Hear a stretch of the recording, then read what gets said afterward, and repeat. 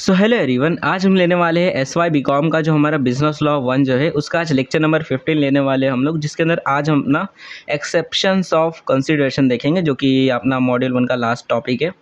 Then lecture को start करते हैं। तो अगर चैनल पर नए होंगे तो चैनल को सब्सक्राइब कर देना। तो देखो, हमने पिछले लेक्चर के अंदर असेंशियल्स ऑफ कंसिडरेशन को समझ लिया था कि क्या क्या ज़रूरी चीज़ें होती है अगर आप चाहते हो आपका जो कंसिडरेशन है वो एक वैलिड कंसिडरेशन हो और कल को जाकर एक वैलिड कॉन्ट्रैक्ट भी बनाए। ठीक है, तो हमने असेंशियल्स ऑफ कंसिडरेशन समझ लिए थे कि क्या क्या चीज़ें ज़रूरी होती है कंसिडरेशन के अंदर। ठीक है, नाउ देखो, मैंने लास्ट में आपको बताया था कि कुछ एक्सेप्शंस भी होते हैं, कि कहीं कहीं पे कुछ ऐसे भी एग्रीमेंट होते हैं जहाँ पर ज़रूरी नहीं है कि दोनों पार्टीज जो है वो कंसिडरेशन दे। मतलब क्या, जैसे आपने देखा, मैंने आपको एक केस लॉ बताया था बहुत पहले, बैल्फर वर्सेस बैल्फर। ठीक है, उसमें हमने क्या देखा था कि एक हस्बैंड रहता है। ठीक है, एक हस्बैंड रहता है एंड एक वाइफ रहती है। ठीक है, वाइफ रहती है। ठीक है, ठीक है, ये वाइफ है। ठीक है, चुड़ैल नहीं है, वाइफ है। ओके, तो अब होता क्या है, देखो, हस्बैंड वाइफ रहते हैं, बैल्फर वर्सेस बैल्फर का केस है। ठीक है, तो ये मिस्टर बैल्फर है, ये मिसेस बैल्फर है। होता क्या है कि दोनों घूमने जाते हैं कहीं पे। ठीक है, इंग्लैंड इधर उधर घूमने जाते हैं एंड होता क्या है कि वाइफ जो रहती है वो बीमार हो जाती है। उसके बाद ये जो मिस्टर बैल्फर जो रहता है, उनको काम रहता है जहाँ पर वो रहने वाले रहते हैं, श्रीलंका में रहने वाले रहते हैं।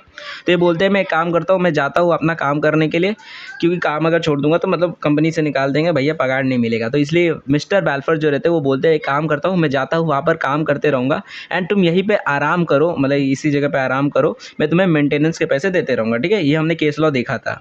तो उसमें क्या होता है कि फिर बाद में क्या होता है, ये जो मिस्टर बैल्फर रहते हैं कुछ महीने तो देते रहते हैं मेंटेनेंस के पैसे, लेकिन बाद में देना बंद कर देते हैं। ठीक है, 1 महीना 2 महीना देते हैं, फिर देना बंद कर देते हैं।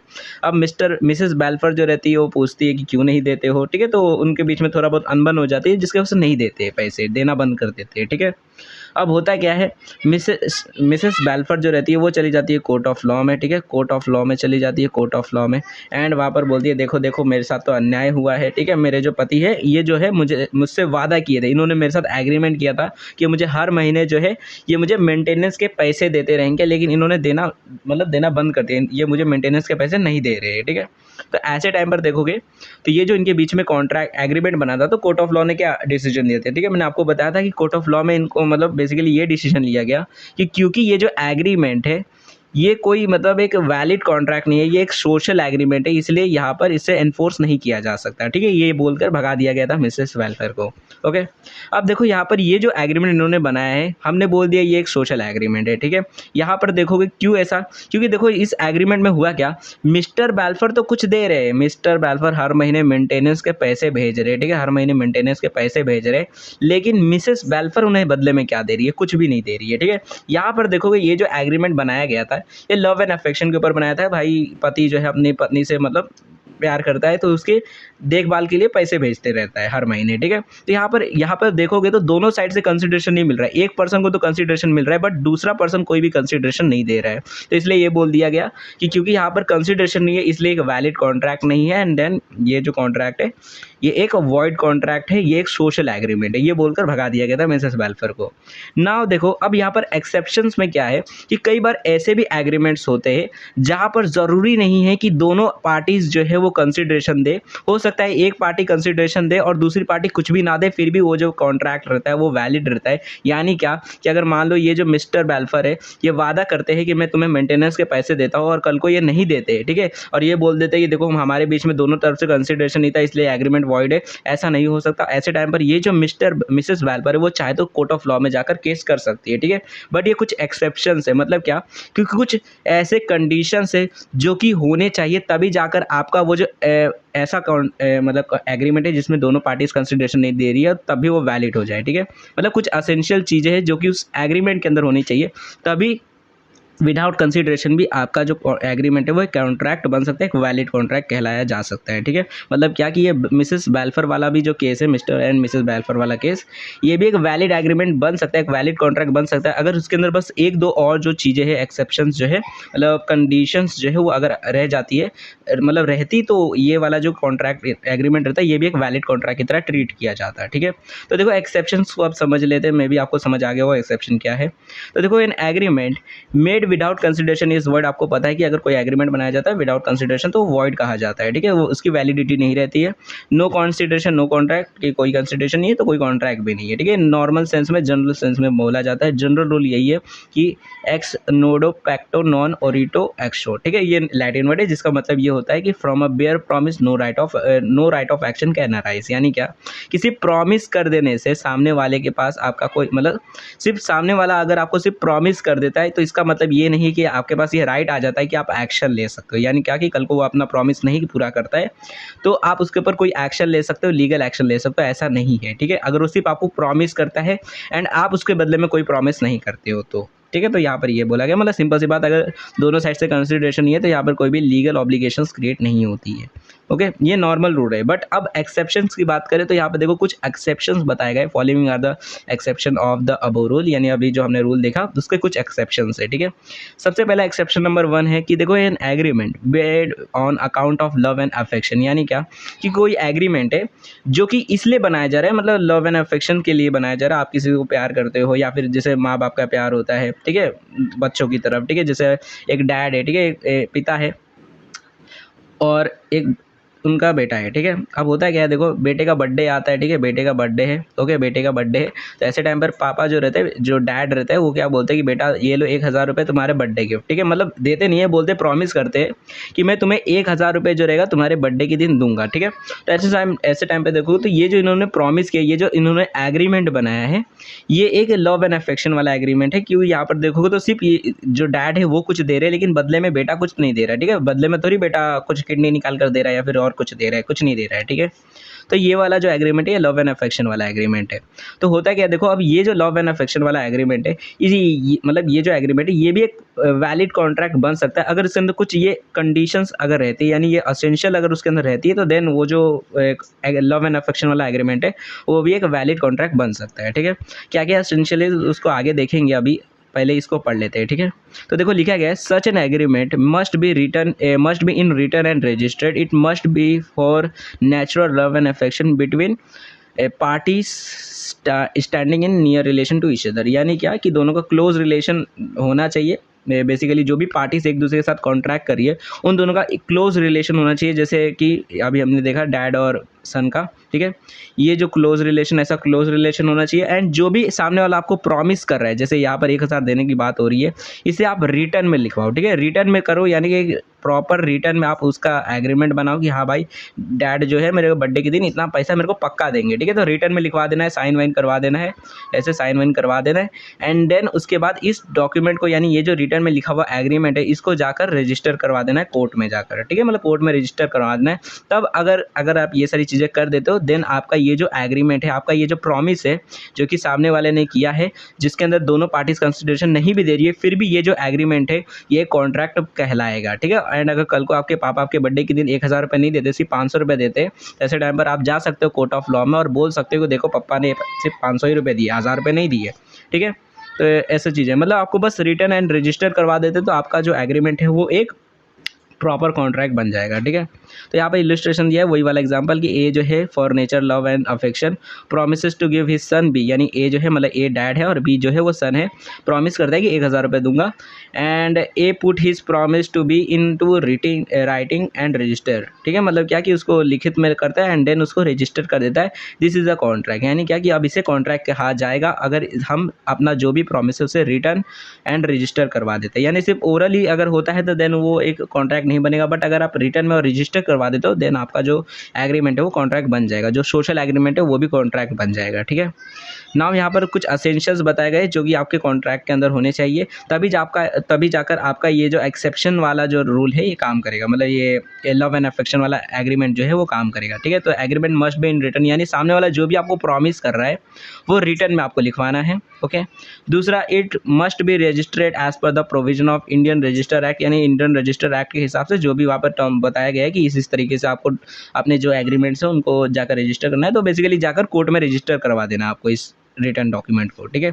उसके बाद क्या करना है, तो agreement must be for natural love and affection between the parties to contract, यानी कि जो भी पार्टीज कर रही है एग्रीमेंट एक दूसरे के साथ में, वो नेचुरल लव एंड अफेक्शन के लिए होना चाहिए और किसी चीज़ के लिए नहीं होना चाहिए, तभी ये वाला एक्सेप्शन काम करेगा, ठीक है।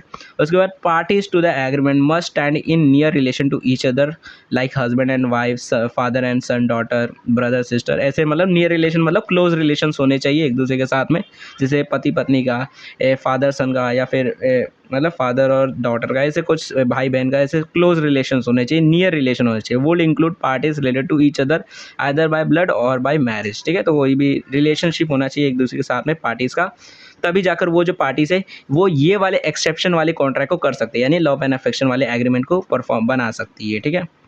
तो ये पहला एक्सेप्शन हो गया। मे भी आपको समझ आ गया होगा कि अगर आप चाहते हो कि आपका जो एग्रीमेंट है जो कि लव एंड अफेक्शन की वजह से बन रहा है, अगर आप चाहते हो कि वो जो एग्रीमेंट है वो एक वैलिड कॉन्ट्रैक्ट बन जाए, तो बस आपको इतना करना है, उससे रिटर्न में करवा देना एंड देन रजिस्टर कर देना, बाकी सारी तो चीज़ें हो ही जाती है, फिर आपका कॉन्ट्रैक्ट बन जाता है। ओके, दूसरा एक्सेप्शन देख लेते हैं जो कि है promise to compensate for past voluntary service, ठीक है। अब इसका मतलब क्या होता है, तो देखो मैंने अपने पिछले लेक्चर के अंदर आपको एग्जाम्पल दिया था ये वाला पास्ट कंसिडरेशन का, ठीक है। उसमें क्या हुआ था, मैंने आपको बताया था कि देखो मैं रास्ते से जा रहा था, तभी मेरे को पर्स मिलता है, ठीक है, एंड मैं सोचता हूँ कि चलो जिसका पर्स है उसको दे देते हैं, ठीक है। एंड जब मैं आगे आगे चलते जाता हूँ तभी मुझे दिखता है कि एक लड़की जो है वो बहुत परेशान है, ठीक है। लड़की का नाम क्या था, लड़की का नाम था मयूरी, ठीक है। तो ये जो बेचारी लड़की है काफ़ी परेशान थी कि अरे मेरा पर्स गुम हो गया, ठीक है। इसको कॉलेज का फीस भरना था एंड इसका पर्स गुम हो चुका है। अब मैं देखता हूँ ये बेचारी लड़की बहुत ज़्यादा परेशान है एंड मेरे को ये पर्स मिला होता है, मैं सोचता हूँ कि इसी का तो पर्स नहीं है, तो मैं पूछता हूँ कि देखो क्या ये तुम्हारा पर्स है, एंड ये जो लड़की रहती है अचानक से खुश हो जाती है, अरे हाँ ये तो मेरा ही पर्स है, ठीक है। एंड मयूरी काफ़ी ज़्यादा खुश हो जाती है कि देखो ये तो मेरा पर्स मेरे को मिल गया। तो ऐसे टाइम पर देखो तो मैंने पहले उनकी मदद कर दी, ठीक है, उनको एक कंसिडरेशन दे दिया कि हाँ ये लो तुम्हारा पर्स, ठीक है, इतना मैंने मेहनत किया उनको पर्स दे दिया। एंड मयूरी जो रहती है वो मेरे को प्रॉमिस करती है कि देखो अभी मतलब देखो भैया अभी 2-3 दिन बाद जो है गणपति का फेस्टिवल मतलब अभी विसर्जन होने वाला है, तो मैं आपको कुछ स्वीट्स दे दूंगी आपको 2-3 दिन बाद, मतलब आपके घर पे आऊँगी, मतलब बाजू में ही रहती है मयूरी, तो इसलिए मयूरी बोलती है कि भैया देखो मैं आपके 2-3 दिन बाद जो है मैं आपको कुछ मिठाइयाँ दूंगी आपके घर पे आकर, ठीक है। आपने मेरी इतनी मदद की, आपने मेरा पर्स ढूंढ के दिया, मैं आपको कुछ खिलाना चाहती हूँ, इसलिए मैं आपके घर पे आऊँगी और आपको मिठाई दूंगी, ठीक है। अब ऐसे टाइम पर देखोगे तब मयूरी जो है उसने मेरे साथ एक प्रॉमिस किया है कि वो मेरे को मिठाई खिलाएगी, ठीक है। यहाँ पर देखो तो ये भी एक एग्रीमेंट बन चुका है। अब मयूरी जिस दिन आएगी वो मेरे को खिलाएगी मिठाई, ऐसे टाइम पर देखो तो उस टाइम पे मैं उससे कुछ भी बदले में नहीं दे रहा रहूँगा, ठीक है। मुझे मिठाई मिल रहा है, मुझे कुछ कंसिडरेशन मिल रहा है, बट मैंने उससे उसके बदले में क्या दिया, उस टाइम पर तो मैं कुछ भी नहीं दे रहा। उस टाइम पर जब ये कॉन्ट्रैक्ट बन रहा है, ठीक है, देखो जब कॉन्ट्रैक्ट हम बना रहे हैं, यानी मयूरी जब मुझे बोल रही है कि मैं तुम्हें मिठाई दूंगी, तो उस टाइम पर मैं उन्हें कुछ भी नहीं दे रहा हूँ, ठीक है। ऐसा नहीं बोल रहा हूँ कि ठीक है मैं मिठाई के बदले में तुम्हें पैसे दूंगा, ठीक है, मैं ऐसा कुछ भी नहीं बोल रहा हूँ, क्योंकि मैंने कंसिडरेशन पहले ही दे चुका था, ठीक है। मैं पहले ही अपना पास्ट वॉलेंट्री सर्विस दे चुका था एंड उसके बाद मुझे जो है कोई प्रॉमिस सामने वाला कर रहा है कि मैं तुम्हारी कुछ कंपनसेट करना चाहता हूँ उस आपके पास्ट वॉलेंट्री सर्विस के लिए, ठीक है। तो ऐसे टाइम पर अगर कल को मान लो अब यहाँ पर देखोगे तो ये जो बेसिकली मयूरी जो है इसने मेरे को प्रॉमिस किया कि मेरे को ये मिठाई खिलाएगी, एंड अब कल को अगर मान लो ये मिठाई नहीं खिलाती है मुझे, ठीक है, तो मैं चाहूँ तो कोर्ट ऑफ लॉ में जा सकता हूँ और बोल सकता हूँ कि देखो देखो मयूरी ने वादा किया था ये मेरे को मिठाई देगी लेकिन इसने दिया नहीं मुझे, ठीक है। तो ऐसे टाइम पर मैं एनफोर्स करवा सकता हूँ, ठीक है। तो ये जो एग्रीमेंट होता है इसे भी हम एक वैलिड कॉन्ट्रैक्ट बोल सकते हैं, क्योंकि यहाँ पर भी देखोगे तो ऐसे तो देखोगे तो दोनों साइड से कंसिडरेशन मिल रहा है, ठीक है। मैंने उसे कंसिडरेशन बस ये है कि मैंने पहले ही कंसिडरेशन दे दिया था, कॉन्ट्रैक्ट बनने से पहले ही दे दिया था, ठीक है। तो यहाँ पर देखोगे तो ये भी एक मतलब बेसिकली अपना एक वैलिड कॉन्ट्रैक्ट बनाता है, ठीक है। तो ये यही यहाँ पर कहा जा रहा है कि promise to compensate for past voluntary service, यानी क्या कि मैंने पहले कोई वॉलेंट्री सर्विस दे दी थी, ठीक है। वॉलेंट्री सर्विस का मतलब क्या होता है, मैंने आपको बताया था। वॉलेंट्री सर्विस का मतलब होता है जिस मतलब ऐसी सर्विस हम दे रहे हैं जो कि हम खुद से हमारा दिल करता है, हमारा मन कर रहा है कि हम सामने वाले की मदद कर दें, ठीक है। हम कोई पैसे के लिए नहीं कर रहे, किसी चीज़ के लिए नहीं कर रहे वो मदद, ठीक है। जैसे अगर मान लो आप किसी का पर्स ढूंढ के दे देते हो, तो ऐसे टाइम पर आप ये सोच के थोड़ी उसका पर्स दे रहे हो कि भाई सामने वाला मेरे को उसमें से कुछ पैसे निकाल कर देगा, ठीक है। आप बस दे देते हो, आपको पर्स मिला, बोलते हो ले भाई तेरा पर्स गिरा था, ठीक है। तो उसे हम वॉलंटरी सर्विस बोलते हैं, जो कि आप सिर्फ अपने दिल मतलब आपकी खुशी के लिए आप करते हो, ठीक है। आपको कुछ उसके बदले में नहीं चाहिए रहता है, बट अगर सामने वाला कुछ दे रहा है तो कोई फ़र्क नहीं पड़ता, ले लेते हैं, ठीक है। तो उसे वॉलंटरी सर्विस बोलते हैं, ओके। मतलब हम अपने दिल से मदद करना चाहते हैं सामने वाले की, वॉलंटरी सर्विस मतलब, ठीक है। तो अगर आप किसी को पास्ट में वॉलंटरी सर्विस देते हो और उसके बदले में वो पर्सन जो है आपको कंपनसेट करता है, कंपनसेट करना चाहता है, और उसके लिए वो आपको एक प्रॉमिस देता है कि मैं आपको इस तरीके से मदद करूँगा या फिर ये चीज़ आपको दूँगा इस दिन, या फिर आपको ये मैं चीज़ दे रहा हूँ, तो ऐसे टाइम पर वो प्रॉमिस जो है वो एक वैलिड कॉन्ट्रैक्ट बनाता है, ठीक है। अगर सामने वाला आपको कंपनसेट करना चाहता है, ठीक है। तो यही लिखा है कि service must have been done voluntary, यानी आपका जो सर्विस आप जो भी मदद दे रहे हो, पास्ट सर्विस दे रहे हो, वो वॉलंटरी होनी चाहिए, यानी सामने वाला आपको बोलना नहीं चाहिए कि मेरा पर्स ढूंढ के ला के दे मेरे को, ठीक है। ऐसा नहीं होना चाहिए। आप खुद से पर्स ढूंढ कर बोल रहे हो सामने वाले को, ये ले भाई तेरा पर्स गिरा था, ये ले ले अपना पर्स। वॉलंटरी आपको सर्विस देनी होगी, तभी जाकर ये वाला एक्सेप्शन काम करेगा, okay. Act done must be for the promisor or something which the promisor was legally capable to do, यानी क्या कि जो भी आप चीज़ कर रहे हो सामने वाले के लिए, वो सिर्फ और सिर्फ प्रोमिसर के लिए ही होनी चाहिए, यानी क्या जो आपको कंपनसेट करने वाला है, जो पर्सन करने वाला है, आप उसी की सिर्फ मदद करनी चाहिए। अगर आप किसी और की मदद करते हो देन आपको वो जो प्रोमिसर है वो आपको कुछ नहीं देगा। मतलब बिल्कुल ऐसा ही कहानी है कि जैसे मान लो दो दोस्त है, ठीक है, दो दोस्त है, ये दो दोस्त है। अब ये जो दोस्त है ये काफ़ी अमीर है, बहुत पैसे वाला है, ठीक है, बहुत पैसे वाला है, इसके पास आईफोन वाईफोन सब है, एंड मतलब सारी चीज़ें, बहुत पैसे वाला है, ठीक है। इसका ये दोस्त है, इसके पास ज़्यादा पैसे नहीं रहते, ठीक है, मतलब थोड़ा रहता है ना मिडिल क्लास या फिर लोअर मिडिल क्लास, ऐसे टाइप में है, ठीक है। इसके पास डब्बा फ़ोन है नोकिया का, ओके। अब होता है क्या, देखो इसका नोकिया का डब्बा फ़ोन गिर जाता है कहीं पर, एंड क्योंकि मैं काफ़ी भला आदमी, ठीक है, मैं रास्ते से जा रहा था एंड मेरे को इसका नोकिया का फ़ोन मिल जाता है। अब मैं क्या करता हूँ, यहाँ पर मैं जब फ़ोन देखता हूँ, अब नोकिया फ़ोन में तो पासवर्ड वासवर्ड ना कोई लगाता नहीं है, तो इसलिए मेरे को फ़ोन दिखता है, मैं सोचता हूँ कि चलो देखता है कि किसका फ़ोन है। तो मैं यहाँ पर देखता हूँ कि फ़ोन में लिखा है कोई फ्रेंड का नंबर, ठीक है। तो मैं सोचता हूँ फ्रेंड, उसके फ्रेंड को बोल देता हूँ फ़ोन करके, देख भाई किसी का, तेरे दोस्त का फ़ोन गिर गया इधर, ठीक है। तो मैं फ़ोन करता हूँ, इसके आईफोन में आवाज़ आती है, टिंग टिंग टिंग टिंग, मतलब उसमें आवाज़ आती है। अब इसका दोस्त बोलता है अरे तू मेरे को फ़ोन क्यों कर रहा है, ये बोलता है अरे मैं कहाँ फ़ोन कर रहा हूँ, ये अपने जेब में चेक करता है, बोलता है अरे ये क्या, मेरा तो पर्स ही गायब है, मतलब फ़ोन ही गायब है। तो ऐसे टाइम पर ये फ़ोन उठाता है और मैं बोलता हूँ देखो भाई, तो तुम्हारा जो दोस्त है उसका फ़ोन जो है नोकिया का, वो मेरे इधर किधर तो यहाँ पे गिरा हुआ है और मैंने उठा लिया है, आप आओ और मेरे से फ़ोन लेके जाओ, ठीक है। अब ऐसे टाइम पर ये आता है, ये दोनों आते हैं मेरे पास, एंड देन मैं इसको फ़ोन इसका दे देता हूँ, ठीक है। अब यहाँ पर देखोगे तो हो सकता है, क्योंकि देखो ये जो पर्सन है ये मतलब मिडिल क्लास है, ज़्यादा इसके पास पैसे नहीं है, तो ये मेरे को कुछ कंपनसेट कर नहीं सकता, ये बस मेरे को थैंक यू बोल देगा एंड बोलेगा थैंक यू भैया एंड चला जाएगा, ठीक है। बट अगर मैं चाहता हूँ कि हाँ भाई मुझे कुछ मिले, ठीक है, एंड क्योंकि देखो ये अमीर आदमी है, इसके पास बहुत पैसा है, एंड मैं चाहता हूँ कि ये मुझे कुछ दे, ठीक है। तो यहाँ पर देखो मैंने सर्विस इसको दी है, मैंने सर्विस तो इसको दी है, तो यहाँ पर ये क्यों मुझे कुछ देगा, ठीक है, ये मुझे कुछ नहीं देने वाला है। तो यहाँ पर बेसिकली कंसेप्ट इतना ही है कि अगर आप चाहते हो कि आपको कोई पर्सन, पर्टिकुलरली ये पर्सन अगर आपको कुछ दे, कंपनसेट करे, तो आपको सर्विस भी उसी को देनी होगी। यानी क्या कि अगर आप इसका फ़ोन ढूंढ के देते तब बेसिकली ये जो पर्सन रहता है ये आपको कुछ मतलब कंपनसेट करता, ये प्रॉमिसर बन जाता एंड देन आपको कुछ देता, प्रॉमिस करता।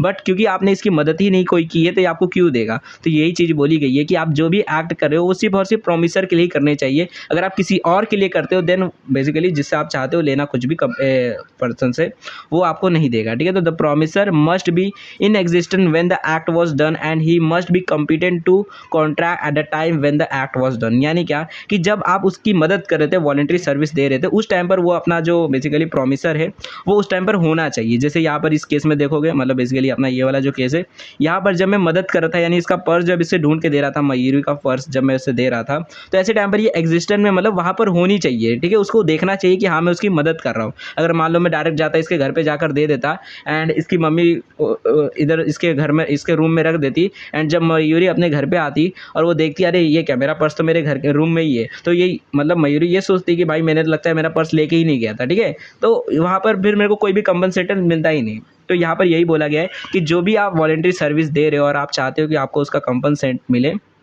तो ऐसे टाइम पर ये ज़रूरी है कि जो प्रॉमिसर है, बेसिकली जो प्रॉमिसर है अपना, वो वहाँ पर एग्जिस्ट करना चाहिए, उसको पता लगना चाहिए कि हाँ भाई आपने उसकी कोई हेल्प की है, वॉलंटरी सर्विस आपने दी है, तभी जाकर आप एक कॉन्ट्रैक्ट, एक वैलिड कॉन्ट्रैक्ट बना सकते हो, ठीक है। यहाँ पर ये ज़रूरी नहीं है कि सामने वाला आपको प्रॉमिस कर रहा है तो आपको वो रिटर्न में लिखवाने की ज़रूरत है या फिर रजिस्टर करवाने की ज़रूरत है। इतना काफ़ी होता है कि आपने कोई पास्ट वॉलंटरी सर्विस दी थी एंड सामने वाले ने आपको प्रॉमिस किया है कंपनसेट करने का, देन वो एक वैलिड कॉन्ट्रैक्ट बना देता है, ठीक है। जैसे यहाँ पर लिखा है वो एग्जाम्पल वही सारे दिए कि ए जो है वो उसको बी का पर्स मिलता है एंड बी जो रहता है वो प्रॉमिस करता है है 500 रुपये देने का, मतलब 50 रुपये देने का, तो ऐसे टाइम पर ये जो प्रॉमिस है ये कॉन्ट्रैक्ट बनाता है। वैसे ही ए सपोर्ट करता है बी के, मतलब ए को जो है बी का बच्चा मिल जाता है। जैसे मैंने एग्जांपल दिया था कि मान लो मेरे को जो है एक भाभी जी का बच्चा मिल जाता है, तो ऐसे टाइम पर मैं उनकी मदद करता हूँ। ऐसे टाइम पर भाभी जी जो है अगर वो मेरे को कुछ कंपनसेट करने के बदले में मतलब बोलती है कि भाई भैया ये लीजिए, मैं आपको कुछ प्रॉमिस करती हूँ, मैं आपको ये चीज़ बना कर दूंगी, या फिर ये लीजिए कुछ पैसे रख लीजिए, ठीक है, आपको इतना गाड़ी चला कर आप आए हैं, आपका पेट्रोल लगा होगा, तो ये लीजिए खर्चा वर्चा जो भी आपका लगा ये आप रख लीजिए, ठीक है। तो ऐसे टाइम पर मेरे को कुछ वो जो प्रॉमिस करी तो वो भी एक कॉन्ट्रैक्ट बनाएगा, ठीक है। तो यहाँ पर यही चीज़ है। अब देखो इसके भी कुछ असेंशियल चीज़ें हैं कि आपका ये जो प्रॉमिस है कंपनसेट वाला, मतलब पास्ट वॉलंटरी सर्विस वाला, ये जो मतलब ये जो कॉन्ट्रैक्ट है इसके अंदर भी कुछ असेंशियल चीज़ें, अगर ये सारी चीज़ें रहती है उस एग्रीमेंट के अंदर तभी जाकर वो एक वैलिड कॉन्ट्रैक्ट बनाएगा। अगर उसमें से एक भी चीज़ मिसिंग रहती है तो वो एक वैलिड कॉन्ट्रैक्ट नहीं बनाएगा, बस एक सोशल कॉन्ट्रैक्ट बनकर रह जाएगा, मतलब सोशल एग्रीमेंट बनकर रह जाएगा, ठीक है। तो देखो सबसे पहला है there must be an promise to compensate for the past service, यानी क्या कि जिसके लिए आपने वॉलंटरी सर्विस दी है वो पर्सन आपको प्रॉमिस करना चाहिए कि हाँ भाई मैं तुम्हें कुछ कंपनसेट करना चाहता हूँ जो तुमने मेरी पास्ट सर्विस मुझे दी है, ठीक है। मतलब क्या, जैसे अगर यहाँ पे मयूरी के केस में देखो तो मयूरी जो है उसको अंदर से लगना चाहिए कि हाँ मुझे कुछ देना चाहिए सामने वाले को, मतलब क्या कि मैंने इतनी मदद की है, ठीक है, मेरा ना मतलब मैंने इतनी मदद की है, तो ऐसे टाइम पर मयूरी को अंदर से लगना चाहिए कि हाँ मुझे कुछ देना चाहिए, इनको मिठाई बनाकर देनी चाहिए, इन्होंने मेरी इतनी मदद की, मेरा पर्स ढूंढ के दिया, ठीक है। तो सामने वाला जो प्रॉमिसर रहता है वो प्रॉमिस करना चाहिए कंपनसेट करने के लिए जो भी पास्ट सर्विस हमने दी है उसके लिए, ठीक है। तो सबसे पहला तो यही है, आप सामने वाले को फोर्स नहीं कर सकते भाई मुझे कुछ कंपनसेशन दे, सामने वाले को खुद से लगना चाहिए कि हाँ मुझे कुछ कंपनसेट करना चाहिए, ठीक है, प्रॉमिस देना चाहिए। फिर दूसरा है service must have been rendered voluntary, यानी आपने जो भी मदद की है वॉलंटरी दी हो, यानी अपने अपने दिल से आपने दी हो, आप पैसे के लिए या फिर किसी चीज़ के लिए नहीं दी हो, आपको बस लगा कि भाई किसी का पर्स गिरा है ढूंढ कर दे देता हो, ठीक है। तो मतलब वॉलंटरी आपने सर्विस दी है, आपने कोई इंटेंशन से सर्विस नहीं दी है। act done must be for the promiser or something which the promiser was legally bound to do, यानी क्या कि जो भी आपने काम किया है वो प्रॉमिसर के लिए ही होना चाहिए या फिर ऐसा कुछ जो कि प्रॉमिसर से ही रिलेटेड चीज़ है। जैसे यहाँ पर देखो ये भाभी वाला कि मैंने उनके बच्चे को ढूंढ के दिया, ठीक है, तो मैंने उनके लिए एक तरीके से काम कर दिया, उनके बच्चे को ढूंढ कर दे दिया। यहाँ पर देखोगे तो बच्चा जो है उसके लिए भी मैंने हेल्प कर दी, उसकी मम्मी के पास उसको छोड़ दिया। तो यहाँ पर देखोगे तो मैं बच्चे की मदद कम कर रहा हूँ, मैं भाभी जी की ज़्यादा मदद कर रहा हूँ कि मतलब बेसिकली उनके बच्चे को ढूंढ के दे रहा हूँ मैं, ठीक है। तो यहाँ पर मैं कुछ मतलब जो भी मैं काम कर रहा हूँ वो मेरे को सिर्फ प्रॉमिसर के लिए ही करना है या फिर ऐसी चीज़ें जो उससे रिलेटेड चीज़ें हो। The promisor must be in existent when the act was done, जब मैं उनकी मदद कर रहा हूँ, वॉलंटरी सर्विस दे रहा हूँ, तो उस टाइम पर प्रॉमिसर वहाँ पर होना चाहिए, देखना चाहिए कि हाँ मैंने की मदद की है। The promisor must compensate to contract at the time when the act was done, यानी क्या कि जब मैं कुछ कर रहा था, मतलब बेसिकली जब promisor must be competent to contract at the time when the act was done, यानी क्या कि जब हमारे बीच में कॉन्ट्रैक्ट बन रहा है, यानी जब सामने वाला मेरे को प्रॉमिस कर रहा है तो ऐसे टाइम पर सामने वाला कॉम्पिटेंट होना चाहिए कॉन्ट्रैक्ट करने के लिए। यानी क्या, अब जैसे मान लो मैंने किसी का पर्स ढूंढ के दिया, ठीक है, ये मैं हूँ एंड ये कोई पर्सन है, ठीक है, पी से पप्पू, ठीक है, तो पप्पू का मैंने पर्स ढूंढ के दिया, पता चलता है पप्पू जो है वो टेररिस्ट है, ठीक है, टेररिस्ट है। अब ऐसे टाइम पर ये देखोगे तो ये लॉ के द्वारा डिस्क्वालीफाइड पर्सन है जिसके साथ हम कॉन्ट्रैक्ट नहीं कर सकते, ये मतलब बेसिकली कॉम्पिटेंट टू कॉन्ट्रैक्ट नहीं है, कैपेसिटी इसकी नहीं है कॉन्ट्रैक्ट करने की। अब क्योंकि ये कैपेबल नहीं है कॉन्ट्रैक्ट करने का, कॉम्पिटेंट नहीं है कॉन्ट्रैक्ट करने का, तो ऐसे टाइम पर मान लो पप्पू मेरे को वादा करता है कि मैं तेरे को 1 लाख रुपये दूंगा, तूने मेरा पर्स ढूंढ के दिया है, तो ऐसे टाइम पर कल को अगर ये मुझे 1 लाख रुपये नहीं देता तो ऐसे टाइम पर मैं इसके ऊपर केस नहीं कर सकता हूँ कि देखो भैया वादा किया था 1 लाख देगा, नहीं दिया मेरे को, ठीक है, क्योंकि ये जो पर्सन है कॉम्पिटेंट टू कॉन्ट्रैक्ट नहीं है। ओके, तो यही बोला गया है कि ये कुछ 5 एसेंशियल एलिमेंट है, अगर ये सारी चीज़ें रहती है तो आपका ये वाला एक्सेप्शन वाला भी काम कर देगा कि मतलब सामने वाला तो आपको कुछ दे रहा है बट आप उस टाइम पर कुछ नहीं दे रहे हो सकता है आपने पास्ट में कोई मदद की हो, कंसिडरेशन दिया हो, बट फ्यूचर मतलब प्रेजेंट टाइम में आप उसे कुछ भी नहीं दे रहे हो एंड सामने वाला बस आपको प्रॉमिस कर रहा है कि मैं आपको कुछ दूंगा, ठीक है। तो ये वाला एक्सेप्शन भी काम करता है जिसके अंदर सिर्फ एक पार्टी कंसिडरेशन देती है, दूसरी पार्टी जो रहती है वो उस टाइम पर कंसिडरेशन नहीं दे रही है प्रेजेंट टाइम में, बट पास्ट में ही दे चुकी होती है, ठीक है। नाउ थर्ड जो एक्सेप्शन है अपना वो है promise to pay a time buried date, ठीक है। अब इसका मतलब क्या होता है तो देखो इसको एग्जांपल लेके समझते तो आपको समझ आएगा। ओके, थोड़े लेक्चर लंबे रहेंगे क्योंकि देखो काफ़ी सारे डिटेल में समझाना पड़ता है हर एक चीज़ को, इसलिए लेक्चर लंबे ही रहेंगे। तो देखो यहाँ पर एग्जांपल ले लेते हैं हम लोग समझने के लिए कि ये टाइम बैरिड डेब्ट क्या होता है, ठीक है, एंड ये क्या है प्रॉमिसेस टू पे टाइम बैरिड डेट, ये वाला एक्सेप्शन काम कैसे करता है। तो देखो अब देखो 2020 की बात है, ठीक है, 2020 की बात है, अभी नया नया लॉकडाउन लगा था, मेरा काम धाम सब छूट गया था एंड मेरे पास पैसे नहीं थे खर्चा वर्चा करने के लिए। एंड मेरे को मतलब बेसिकली कह सकते हो मेरे पास कुछ भी नहीं है, एक डब्बा फ़ोन है मेरे पास मान लो। तो अब मेरे को ऑनलाइन लेक्चर्स लेने हैं, ठीक है, तो मैं सोचता हूँ एक काम करता हूँ, एक नया फ़ोन खरीद लेता हूँ, ठीक है, एक मस्त एक नया फ़ोन कर लेता हूँ, ज़्यादा महंगा नहीं, 10,000 रुपये का फ़ोन कर दूँगा, ज़्यादा महंगा नहीं कर दूँगा, ठीक है। अब मेरे को नया फ़ोन तो खरीदना है लेकिन मेरे पास पैसे नहीं है, ठीक है, मतलब मनी नहीं है मेरे पास कि मैं नया फ़ोन खरीद सकूँ। तो मैं क्या करता हूँ, मैं बोलता हूँ नेहा को, ठीक है, नेहा कौन है, नेहा अपनी एक स्टूडेंट है चैनल पे। तो अब नेहा जो है, नेहा, ठीक है, नेहा मेरे आजू बाजू में मान लो रहती है। तो अब नेहा जो है, मैं नेहा के पास जाता हूँ, मैं बोलता हूँ नेहा, नेहा सुनिए, मतलब नेहा जी सुनिए, आपके पास क्या 10,000 रुपये अभी है क्या? मतलब मैं नेहा से पूछता हूँ कि आपके पास क्या 10,000 रुपये है? नेहा जी पूछती है कि क्यों, आपको क्यों चाहिए? मैंने बोला कि यार मेरे को एक फ़ोन खरीदना था लेक्चर लेने के लिए ऑनलाइन, तो क्या अगर आपके पास 10,000 रुपये होंगे तो थोड़ा मेरे को 10,000 रुपये दे दीजिए, मैं आपको कुछ दिन बाद दे दूँगा, मतलब 1-2 हफ्ते बाद या फिर 1 महीने बाद मैं आपको आपके पैसे वापस कर दूँगा। आप मुझे अभी मतलब थोड़े 10,000 रुपये का मुझे अर्जेंट काम है, आप मुझे दे दीजिए, ठीक है। अब नेहा जी जो रहती है वो मेरे मतलब काफ़ी साल से हमें एक जगह पे रहते हैं, जिसकी वजह से नेहा जी को भरोसा रहता है चलो ये पैसे दे देंगे, ठीक है। तो नेहा जी जो रहती है वो भरोसा करती है कि चलो दे देंगे पैसे। तो ऐसे टाइम पर नेहा जी जो रहती है वो मुझे 10,000 रुपये दे देती है, ठीक है, बोलती है ये लीजिए जाओ 10,000 रुपये रख लो एंड जब आपके पास पैसे होंगे 1-2 महीने बाद तब आप मुझे दे देना, ठीक है। मैं भी बोलता हाँ डील डन, मैं आपको दे दूँगा, पक्का आपके पैसे मैं दे दूँगा, ठीक है। अब होता क्या है देखो, जब मतलब 1-2 महीने बीत जाते, ठीक है, 1 महीने बीत जाते, ठीक है, 1 मंथ बीत चुके हैं एंड अब नेहा जी सोचती है कि अभी तक पैसे नहीं दिए, ठीक है, फिर भी सोचती है चलो अभी 1 ही महीना हुआ है, कोई नहीं, ठीक है, अभी 1 ही महीना हुआ है, 2-3 महीने देखते, नहीं देंगे तब फ़ोन करके पूछ लूँगी, ठीक है। अब 2 महीने भी बीत जाते, अभी तक कुछ नहीं हाल चाल रहा है, मतलब पैसे की बात ही नहीं हो रही कि मैं कुछ दूँ पैसे, ठीक है। 3 महीने बीत चुके हैं, ऐसे ही करते-करते 6 महीने बीत गए, ठीक है, 6 महीने बीत गए। अब नेहा जी को टेंशन कि भैया अभी तक तो कुछ पैसे ही नहीं मिले, कुछ पैसों की बात ही नहीं हुई कि कब देंगे। तो अब नेहा जी फ़ोन लगाती है, ठीक है, फ़ोन करती है मेरे पास कि देखो मतलब फ़ोन करती है मेरे पास कि मतलब कब तक पैसे मिलेंगे मेरे, ठीक है। तो नेहा जी फ़ोन करती है मेरे को लेकिन मैं फ़ोन नहीं उठा रहा हूँ, ठीक है। अब नेहा जी फ़ोन पे फ़ोन लगाई जा रही है एंड मैं फ़ोन काटे जा रहा हूँ, ठीक है, फ़ोन नहीं उठा रहा हूँ मैं।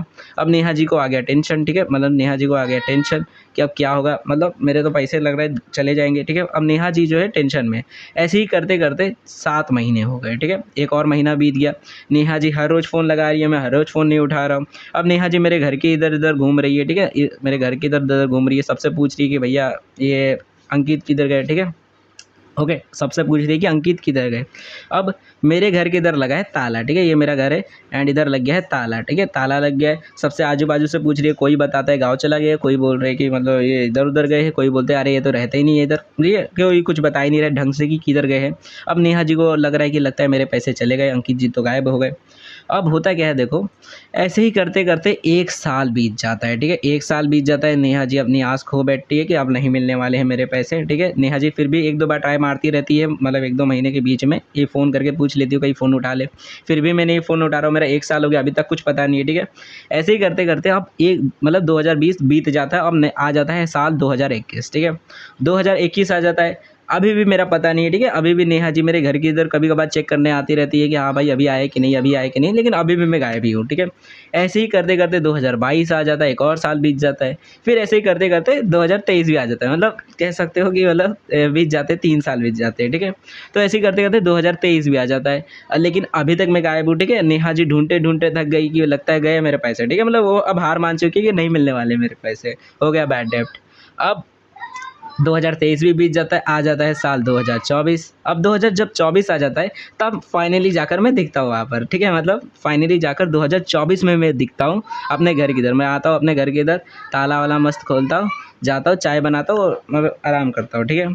अब नेहा जी को पता चलता है, फ़ोन करके उनके दोस्त लोग बताते हैं, अरे अंकित आ गए हैं, देखो घर उनका खुला हुआ है, ठीक है। तो ये नेहा जी भाग के दौड़-दौड़ के मेरे घर के इधर आती है, बोलती है, अरे तुम कहाँ गए थे 4 साल से, ठीक है, मतलब 4 साल बीत चुके हैं, देखो यहाँ पे 2020 था, तो ये 21 1 साल, फिर 22 1 साल, 2 साल, फिर 3 4 साल हो गए, ठीक है। तो टोटल 4 साल बीत चुके हैं हमारे, मतलब बेसिकली ये पैसे लिए हुए हैं मेरे, ठीक है।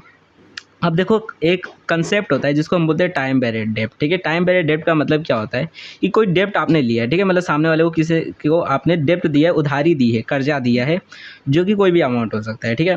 एंड वो जो अमाउंट है अगर आप 3 साल से पहले रिकवर नहीं करते हैं, ठीक है, रिकवर नहीं करते वो अमाउंट, या फिर अगर आप मान लो जैसे अगर मान लो ये 10,000 रुपये मैंने लिए हैं, ठीक है, एंड अगर आप वो 3 साल के अंडर में अगर आप वो जो अमाउंट है वो रिकवर नहीं कर पाते हो या फिर कोर्ट में जाकर केस नहीं कर देते उस पर्टिकुलर पर्सन के ऊपर कि देखो इसने मेरे से पैसे लिए थे और अभी तक दिया नहीं है, तो ऐसे टाइम पर वो जो अमाउंट रहता है उसको कह दिया जाता है कि टाइम, मतलब ये जो डेप्ट है ये मतलब अब खत्म हो चुका है, ठीक है। टाइम बेरेड, बेरेड का मतलब होता है दफन हो जाना, ठीक है। मतलब ये जो कर्जा था, ये जो डेप्ट था वो अब खत्म हो चुका है, ठीक है, क्योंकि 3 साल बीत चुके हैं एंड अब 3 साल के बाद ये जो डेप्ट है वो एक्सपायर हो चुका है, अब ये खत्म हो चुका है। तो कोर्ट ऑफ लॉ के हिसाब से अब ये कोई भी डेप्ट एग्जिस्ट ही नहीं करता है, खत्म हो गया। 10,000 का जो मैंने कर्जा लिया था वो खत्म हो गया कोर्ट के हिसाब से, ठीक है। बट रियलिटी में तो मैंने असली में पैसे लिए हैं।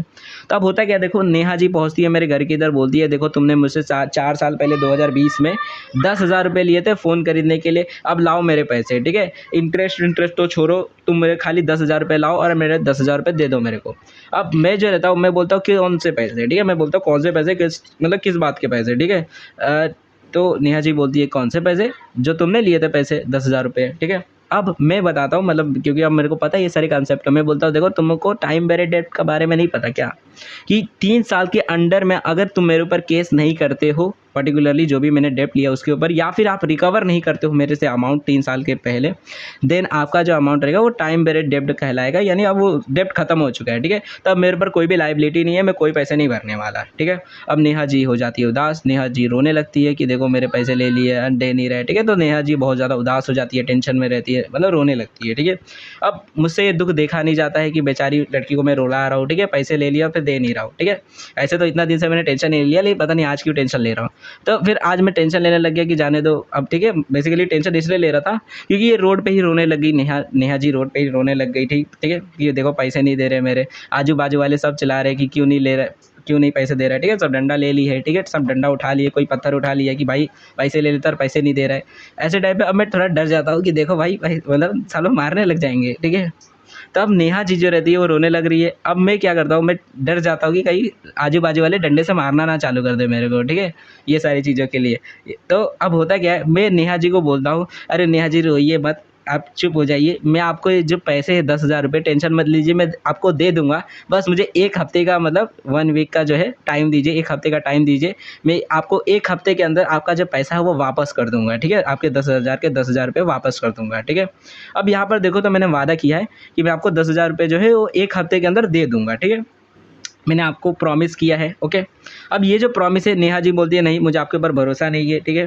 तो फिर मैं बोलता हूँ चलो मैं आपको रिटर्न में लिख के देता हूँ कि मैं आपको बेसिकली जो अमाउंट है वो आपको 1 हफ्ते में दे दूँगा, ठीक है। तो मैं रिटर्न में लिख के साइन वाइन सब करके दे देता हूँ एंड देन ये इसको रजिस्टर हम करवा देते हैं, ठीक है। बेसिकली जैसे हमने लव एंड अफेक्शन वाला काम किया, तो यहाँ पर मैंने प्रॉमिस कर दिया कि मैं आपको 10,000 रुपये दूँगा एंड देन देखो मैंने जो है उसको रिटर्न में लिख कर रजिस्टर करवा दिया, ठीक है। अब यहाँ पर अगर आप देखोगे तो जब मैं यहाँ पर ये प्रॉमिस कर रहा हूँ, ये प्रॉमिस को ही हम एग्रीमेंट बोलते हैं, आपको पता ही है।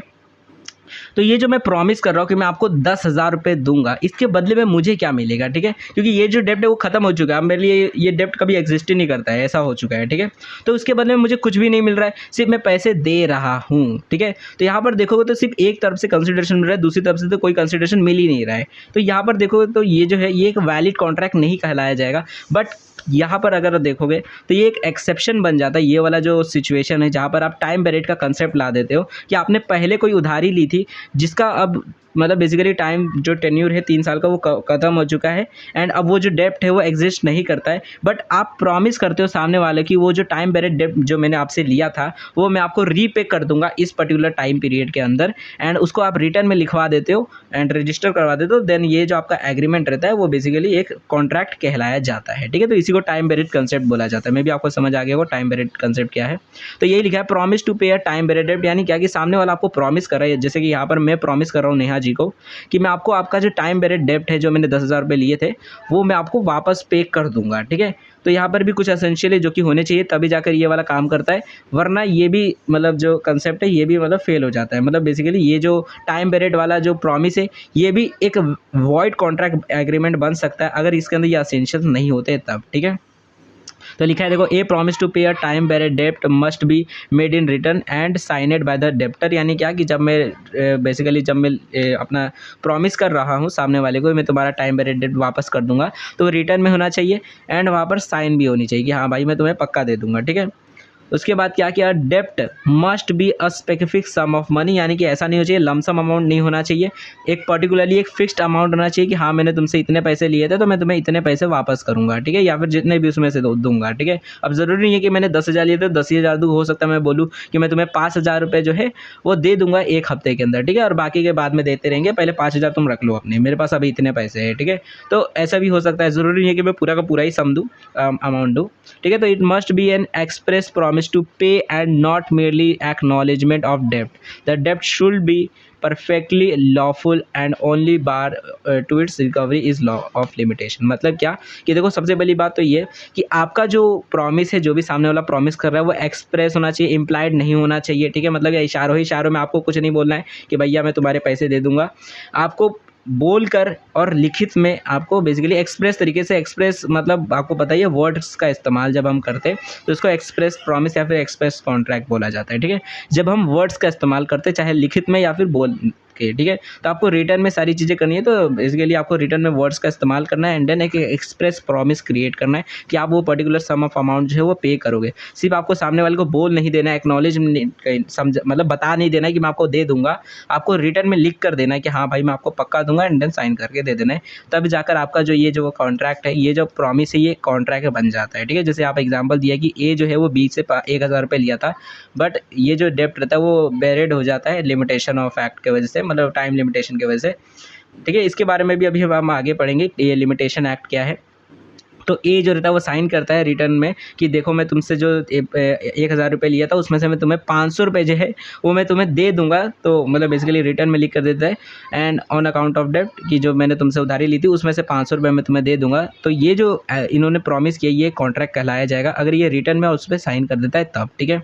अब यहाँ पर कुछ असेंशियल्स बताए गए हैं कि एक्सेप्शंस के, तो सबसे पहले देखो डेप्ट must be fixed sum of money, यानी हमारा जो डेप्ट है वो कुछ पर्टिकुलर फिक्स्ड मनी होना चाहिए, लमसम अमाउंट नहीं होना चाहिए कि लगभग मैंने 1-2 लाख लिए थे, ऐसा नहीं, लगभग मैंने 1,50,000 लिए थे, ऐसा होना चाहिए, मतलब फिक्स्ड अमाउंट होना चाहिए।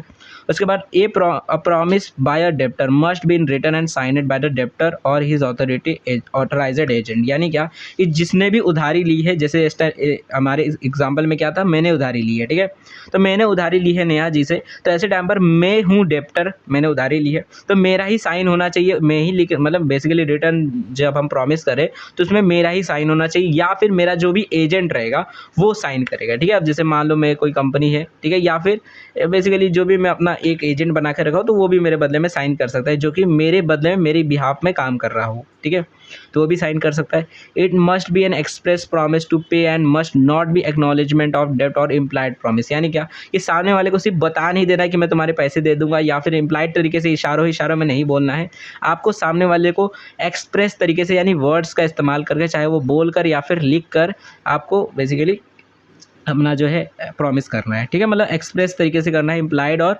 एक्नॉलेजमेंट से काम नहीं चलेगा, okay. A promise to pay a time barred डेप्ट of a third person is not covered by his this exception. इसका मतलब ये है कि मतलब एक ऐसा प्रॉमिस आप कर रहे हो सामने वाले को, मतलब बेसिकली कि आप कोई टाइम पीरियड डेप्ट है जो कि किसी थर्ड पर्सन का है, यानी क्या कि दो लोगों के बीच में आप प्रॉमिस है, मतलब मैंने नेहा जी से कर्जा लिया था एंड कोई तीसरा पर्सन जिसका भी उसका भी टाइम पीरियड डेप्ट है, तो ऐसे टाइम पर आप उस मतलब बेसिकली मैंने उससे थोड़ी कर्जा लिया, उसका भी कोई टाइम पीरियड डेप्ट है, तो वहाँ पर मेरी जिम्मेदारी नहीं बनती कि मैं उसके साथ प्रॉमिस करूँ। तो ऐसे मतलब बेसिकली यहाँ पर यही बोला गया है कि जिससे भी आप कर्जा लिए हो, जिसके साथ आप कंसर्न हो, आप जिसके साथ प्रॉमिस कर रहे हो, तो सिर्फ आप उसी के साथ ये पर्टिकुलरली ये एक्सेप्शन वाला प्रॉमिस कर सकते हो टू पे टाइम पीरियड डेप्ट, वही वाला जो प्रॉमिस रहेगा वो एक कॉन्ट्रैक्ट कहलाया जाएगा। ऐसे टाइम पर ऐसा नहीं हो सकता कि आपने इससे प्रॉमिस किया है बट आप किसी और को पे कर रहे हो, ठीक है, मतलब किसी तीसरे पर्सन को पे कर रहे हो जिसका टाइम पीरियड पे डेप्ट है, ठीक है।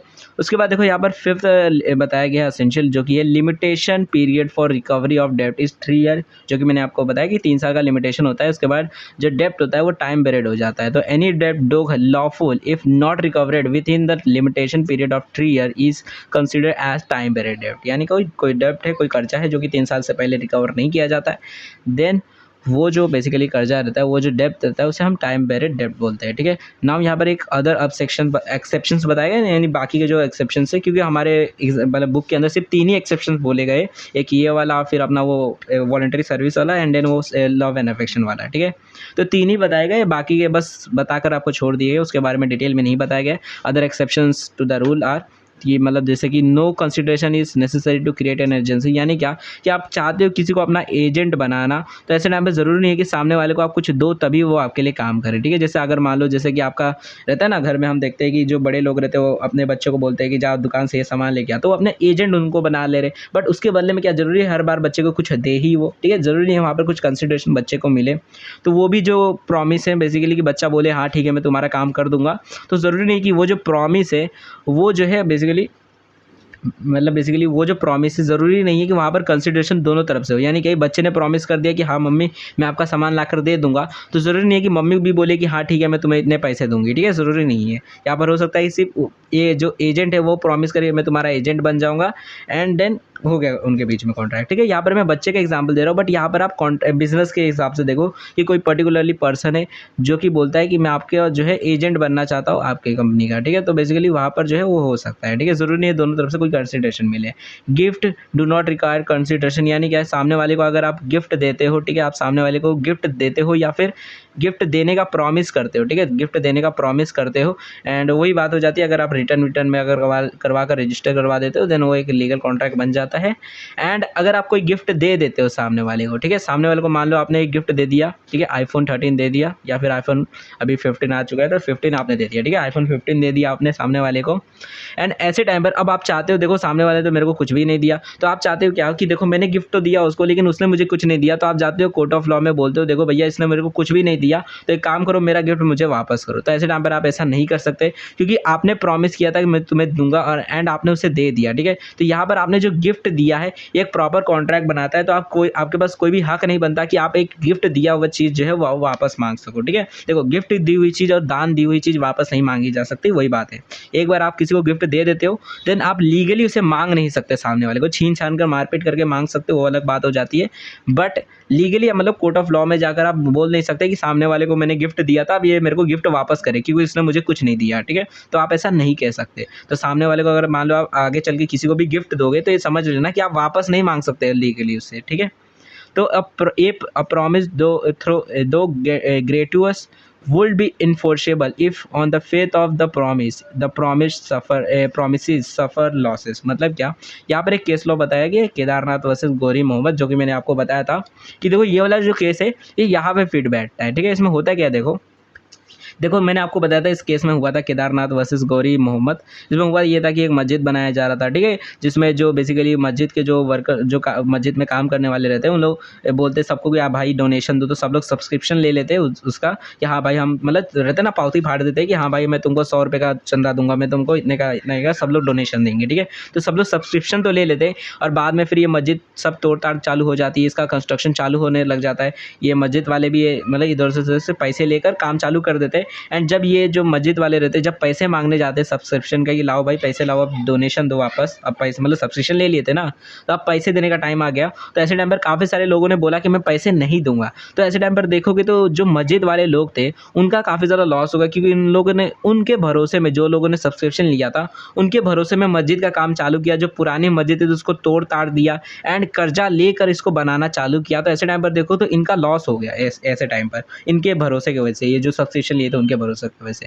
तो यही बोला गया कि अगर कोई आपके भरोसे से कोई काम चालू कर देता है, आपने किसी को प्रॉमिस किया है कि मैं आपको पैसे दूंगा एंड उसके भरोसे पे वो काम चालू कर देता है जिसके वजह से हो सकता है उसको कुछ लॉसेस हो गए, जैसे मान लो आपने कर्जा ले लिया काम चालू करने के लिए, आपने इस भरोसे में कि भाई वो तो मेरे को पैसे दे ही देगा एंड उसके वजह से बाद में आप बाद में बोल देते हो कि भाई मेरे को तो कुछ मिल ही नहीं रहा है, मैं तेरे को क्यों दूँ। जैसे इस केस में क्या हुआ था कि जो बाकी लोग जो थे जिन्होंने सब्सक्रिप्शन लिया था वो बोलते हैं कि मैं तो तुम्हें डोनेशन दे दूंगा बट मुझे क्या मिलेगा बदले में, मुझे तो कुछ भी नहीं मिलेगा, तो मैं क्यों दूँ, हमारे बीच में दोनों तरफ से कंसिडरेशन नहीं है, हमारे बीच में कॉन्ट्रैक्ट नहीं है, तो मुझे देने की जरूरत भी नहीं है, ठीक है। तो वहाँ पर ये बोला गया कोर्ट ऑफ लॉ में इस केस के अंदर कि क्योंकि आपके प्रॉमिस की वजह से सामने वाले जो प्रॉमिसी है उसको सफ़र करना पड़ा लॉस, इसकी वजह से आपको देना पड़ेगा, आपका जो भी बेसिकली आपका जो ऑब्लिगेशन वो आपको पूरा करना पड़ेगा और ये एक लीगल कॉन्ट्रैक्ट क्रिएट करता है, ठीक है। तो यही वाला केस है, ओके।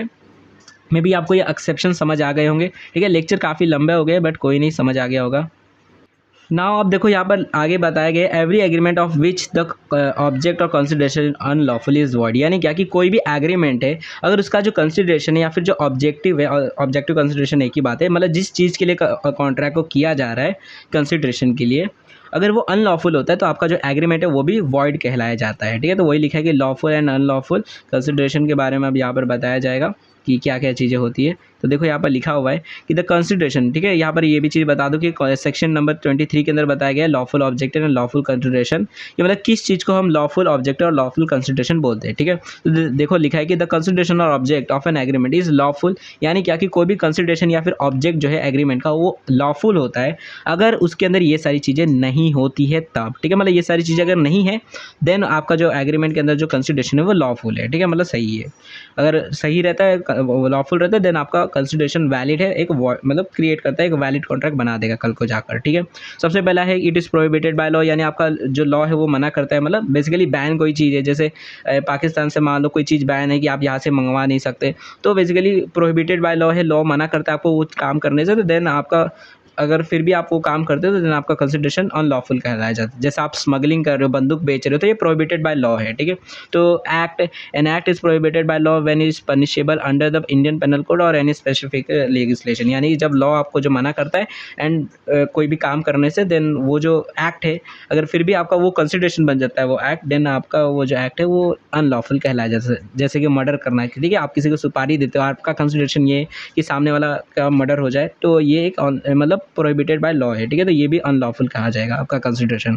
उसके बाद ये नेक्स्ट है कि is of such nature that if permitted it will defeat the provision of any law, यानी क्या कि आपका जो कंसिडरेशन वो ऐसे नेचर का है कि अगर उसे परमिट कर दिया जाए तो बाकी जो लॉज है वो उनको वायलेट कर देगा ये, ठीक है। जैसे अगर मान लो आपका जो है बेसिकली आपका जो कंसिडरेशन है वो है कि किसी का आपको मर्डर करवाना है, ठीक है, आपको किसी की मर्डर करवाना है, ये आपका कंसिडरेशन है। तो अगर इसे परमिट दे दिया जाए, आपको बोल दिया जाए जाओ जाए जो करना है करो, तो आप किसी का मर्डर कर दोगे, तो ऐसे टाइम पर देखो तो काफ़ी सारे जो लॉस है वो वायलेट हो जाएगा। आप किसी का मर्डर नहीं कर सकते, ये लॉ है, बट ये जो लॉ है वो वायलेट हो जाएगा, ठीक है। जो अपने कॉन्स्टिट्यूशन है उसके अंदर जो एक्ट्स, जो अपने एक्ट्स है वो भी वायलेट हो जाएंगे। जैसे लोगों को लाइफ है, मतलब राइट टू लाइफ है, वो अपनी ज़िंदगी को आराम से जी सकते हैं, उनको कोई मार नहीं सकता है, तो वो भी एक्ट मतलब उनका जो राइट है वो छीन लिया जाएगा। तो काफ़ी सारे लॉस वायलेट हो जाएंगे अगर आपके जो कंसिडरेशन है उसे परमिट कर दिया जाता है तब। अगर आपका कोई ऐसे नेचर का कंसिडरेशन है तो वो भी अनलॉफुल कहा जाएगा।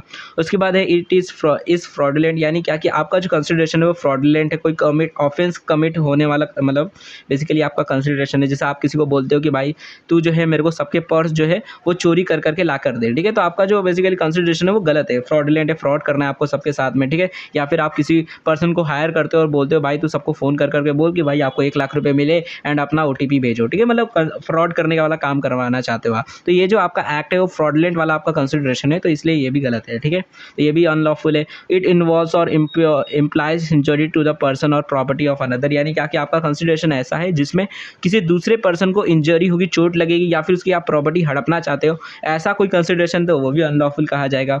The court regard it as immoral opposite to public policy, यानी क्या कि आपका जो कंसिडरेशन है वो कुछ ऐसा है जो कि कोर्ट जो है वो बोलता है गलत है ये, ठीक है, मतलब खराब चीज़ है, आपको ऐसी चीज़ें नहीं करनी चाहिए, कोर्ट मना करता है एक चीज़ें करने से, और जो पब्लिक पॉलिसी है उसके खिलाफ आप कोई काम कर रहे हो तो आपका कंसिडरेशन जो है वो अनलॉफुल कहा जाएगा, ठीक है। अगर ये सारी चीज़ें नहीं रहती है देन आपका कंसिडरेशन लॉफुल कहा जाएगा, ठीक है। तो इन ईच ऑफ द इस केस द कंसिडरेशन और object of an agreement is said to be unlawful, ठीक है।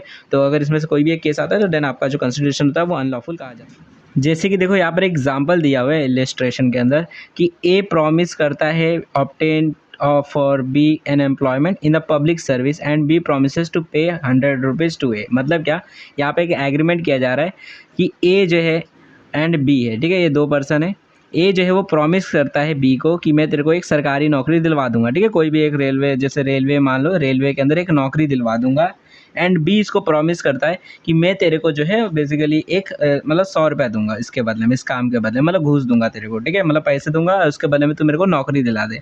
तो ये जो एक्ट है, ये जो लोग एग्रीमेंट बना रहे कि ये जो ए है इसको एक सरकारी नौकरी दिलवाएगा 100 रुपये के बदले में, ये जो एग्रीमेंट है ये एक वॉइड एग्रीमेंट, क्योंकि यहाँ पर देखोगे तो इस तरीके से सरकारी नौकरी दिलवाना, यानी पैसे के बदले में सरकारी नौकरी दिलवाना, ये लॉ जो है वो प्रोहिबिट करता है, मना करता है, और क्योंकि ये मना किया गया है बाय लॉ, देयरफॉर ये जो बेसिकली एग्रीमेंट है ये अनलॉफुल है एंड इसे हम एक वॉइड एग्रीमेंट कहेंगे, ये एक कॉन्ट्रैक्ट भी नहीं कहलाया जाएगा क्योंकि इसके अंदर लीगल इन्फोर्सिबिलिटी नहीं है। तो कल को ऐसा होता है, मान लो कि ए पैसा ले लेता है और उसका काम नहीं करता है, या फिर बी जो है नौकरी लेने के बाद पैसे नहीं देता है, तो ऐसे टाइम पर दोनों पार्टीज में से कोई भी जो है इन्फोर्स नहीं करवा सकता कि देखो भैया नौकरी दे दी और पैसे, मतलब पैसे नहीं दे रहा है, ठीक है।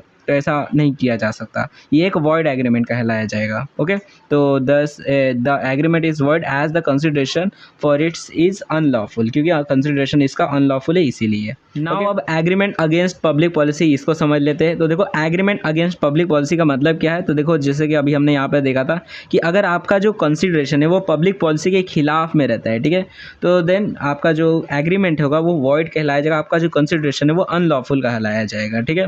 पब्लिक पॉलिसी के खिलाफ मतलब क्या, जो पब्लिक से मतलब जो जनता है, जो सोसाइटी है, उसके खिलाफ में अगर आप कोई काम कर रहे हो, जैसे अगर आप मान लो आप ड्रग्स बेच रहे हो, ठीक है, जो सही नहीं है, ठीक है, लोगों के लिए सही नहीं है, या फिर आप वेपन सप्लाई कर रहे हो, या फिर ऐसे कोई भी गलत काम कर रहे हो, इलीगल्स काम कर रहे हो जो पब्लिक पॉलिसी के खिलाफ है, आपका अगर ऐसा कोई एग्रीमेंट है, देन आपका एग्रीमेंट जो रहेगा वो वॉइड कहलाया जाएगा, ठीक है। तो यहाँ पर पब्लिक पॉलिसी को डिफाइन किया गया है कि पब्लिक पॉलिसी का मतलब क्या होता है, ठीक है। तो देखो लिखा है whenever an agreement is harmful to the public welfare or interest it would be void as बिगेन अगेंस्ट अ पब्लिक पॉलिसी, यानी क्या कि अगर कोई भी ऐसा एग्रीमेंट है जो कि पब्लिक वेलफेयर और उनके इंटरेस्ट को हार्म पहुंचाता है, यानी मतलब जनता को परेशानी होती है किसी भी ऐसे एग्रीमेंट से, देन वो जो एग्रीमेंट होता है उसे हम वॉइड डिक्लेयर कर देते हैं, क्योंकि वो पब्लिक पॉलिसी के खिलाफ होता है, ठीक है। Public policy can not be precisely defined, मतलब इसको हम ऐसे आराम से एक दो शब्द में डिफाइन नहीं कर सकते, ये एक वर्क टर्म है, मतलब काफ़ी बड़ा टर्म है, इसके अंदर बहुत सारी चीज़ें आती है। जैसे कि कोई अब मान लो एरिया है, ठीक है, जहाँ पर सारे हिंदू लोग रहते हैं, ठीक है, एंड अब हिंदू लोग रहते हैं, यहाँ पर देखोगे तो यहाँ पर बेसिकली हिंदू लोग रहते हैं, यहाँ पर सारी गाय वाय की पूजा होती है, सारी चीज़ें होती है। अब ऐसी जगह पर अगर मान लो कोई पर्सन आता है एंड वहाँ पर गाय का वो मतलब काट देता है गाय को, ठीक है, तो ऐसे टाइम पर वो जो पर्सन है वो पब्लिक पॉलिसी के खिलाफ काम कर रहा है, ठीक है, क्योंकि वो जो सोसाइटी है, वो वहाँ के जो कस्टम्स है वो उसे अलाउ नहीं करते।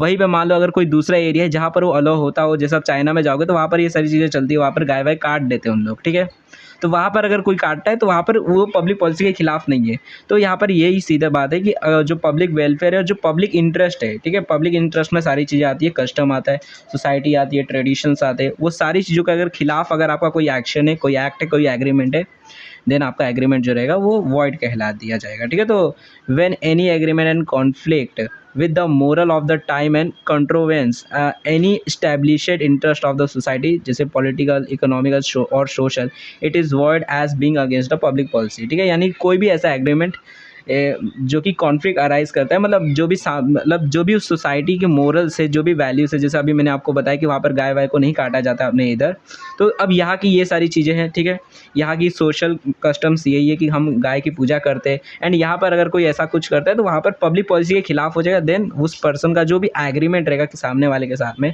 उसे वॉइड डिक्लेयर कर दिया जाएगा। जैसे अगर मान लो कोई आदमी है, वो दूसरे को पैसा देता है कि ले भाई तू जो है मेरे को इतनी गाय लेके आ काटने के लिए, तो ऐसे टाइम पर वो जो एग्रीमेंट उन लोग बना रहे हैं वो एक वॉइड एग्रीमेंट कहा जाएगा, क्योंकि वो पब्लिक पॉलिसी के खिलाफ में है, ठीक है, एंड उसको अपना जो लॉ है वो भी प्रोहिबिट करता है कि आपको ये नहीं कर सकते इंडिया के अंदर, ठीक है।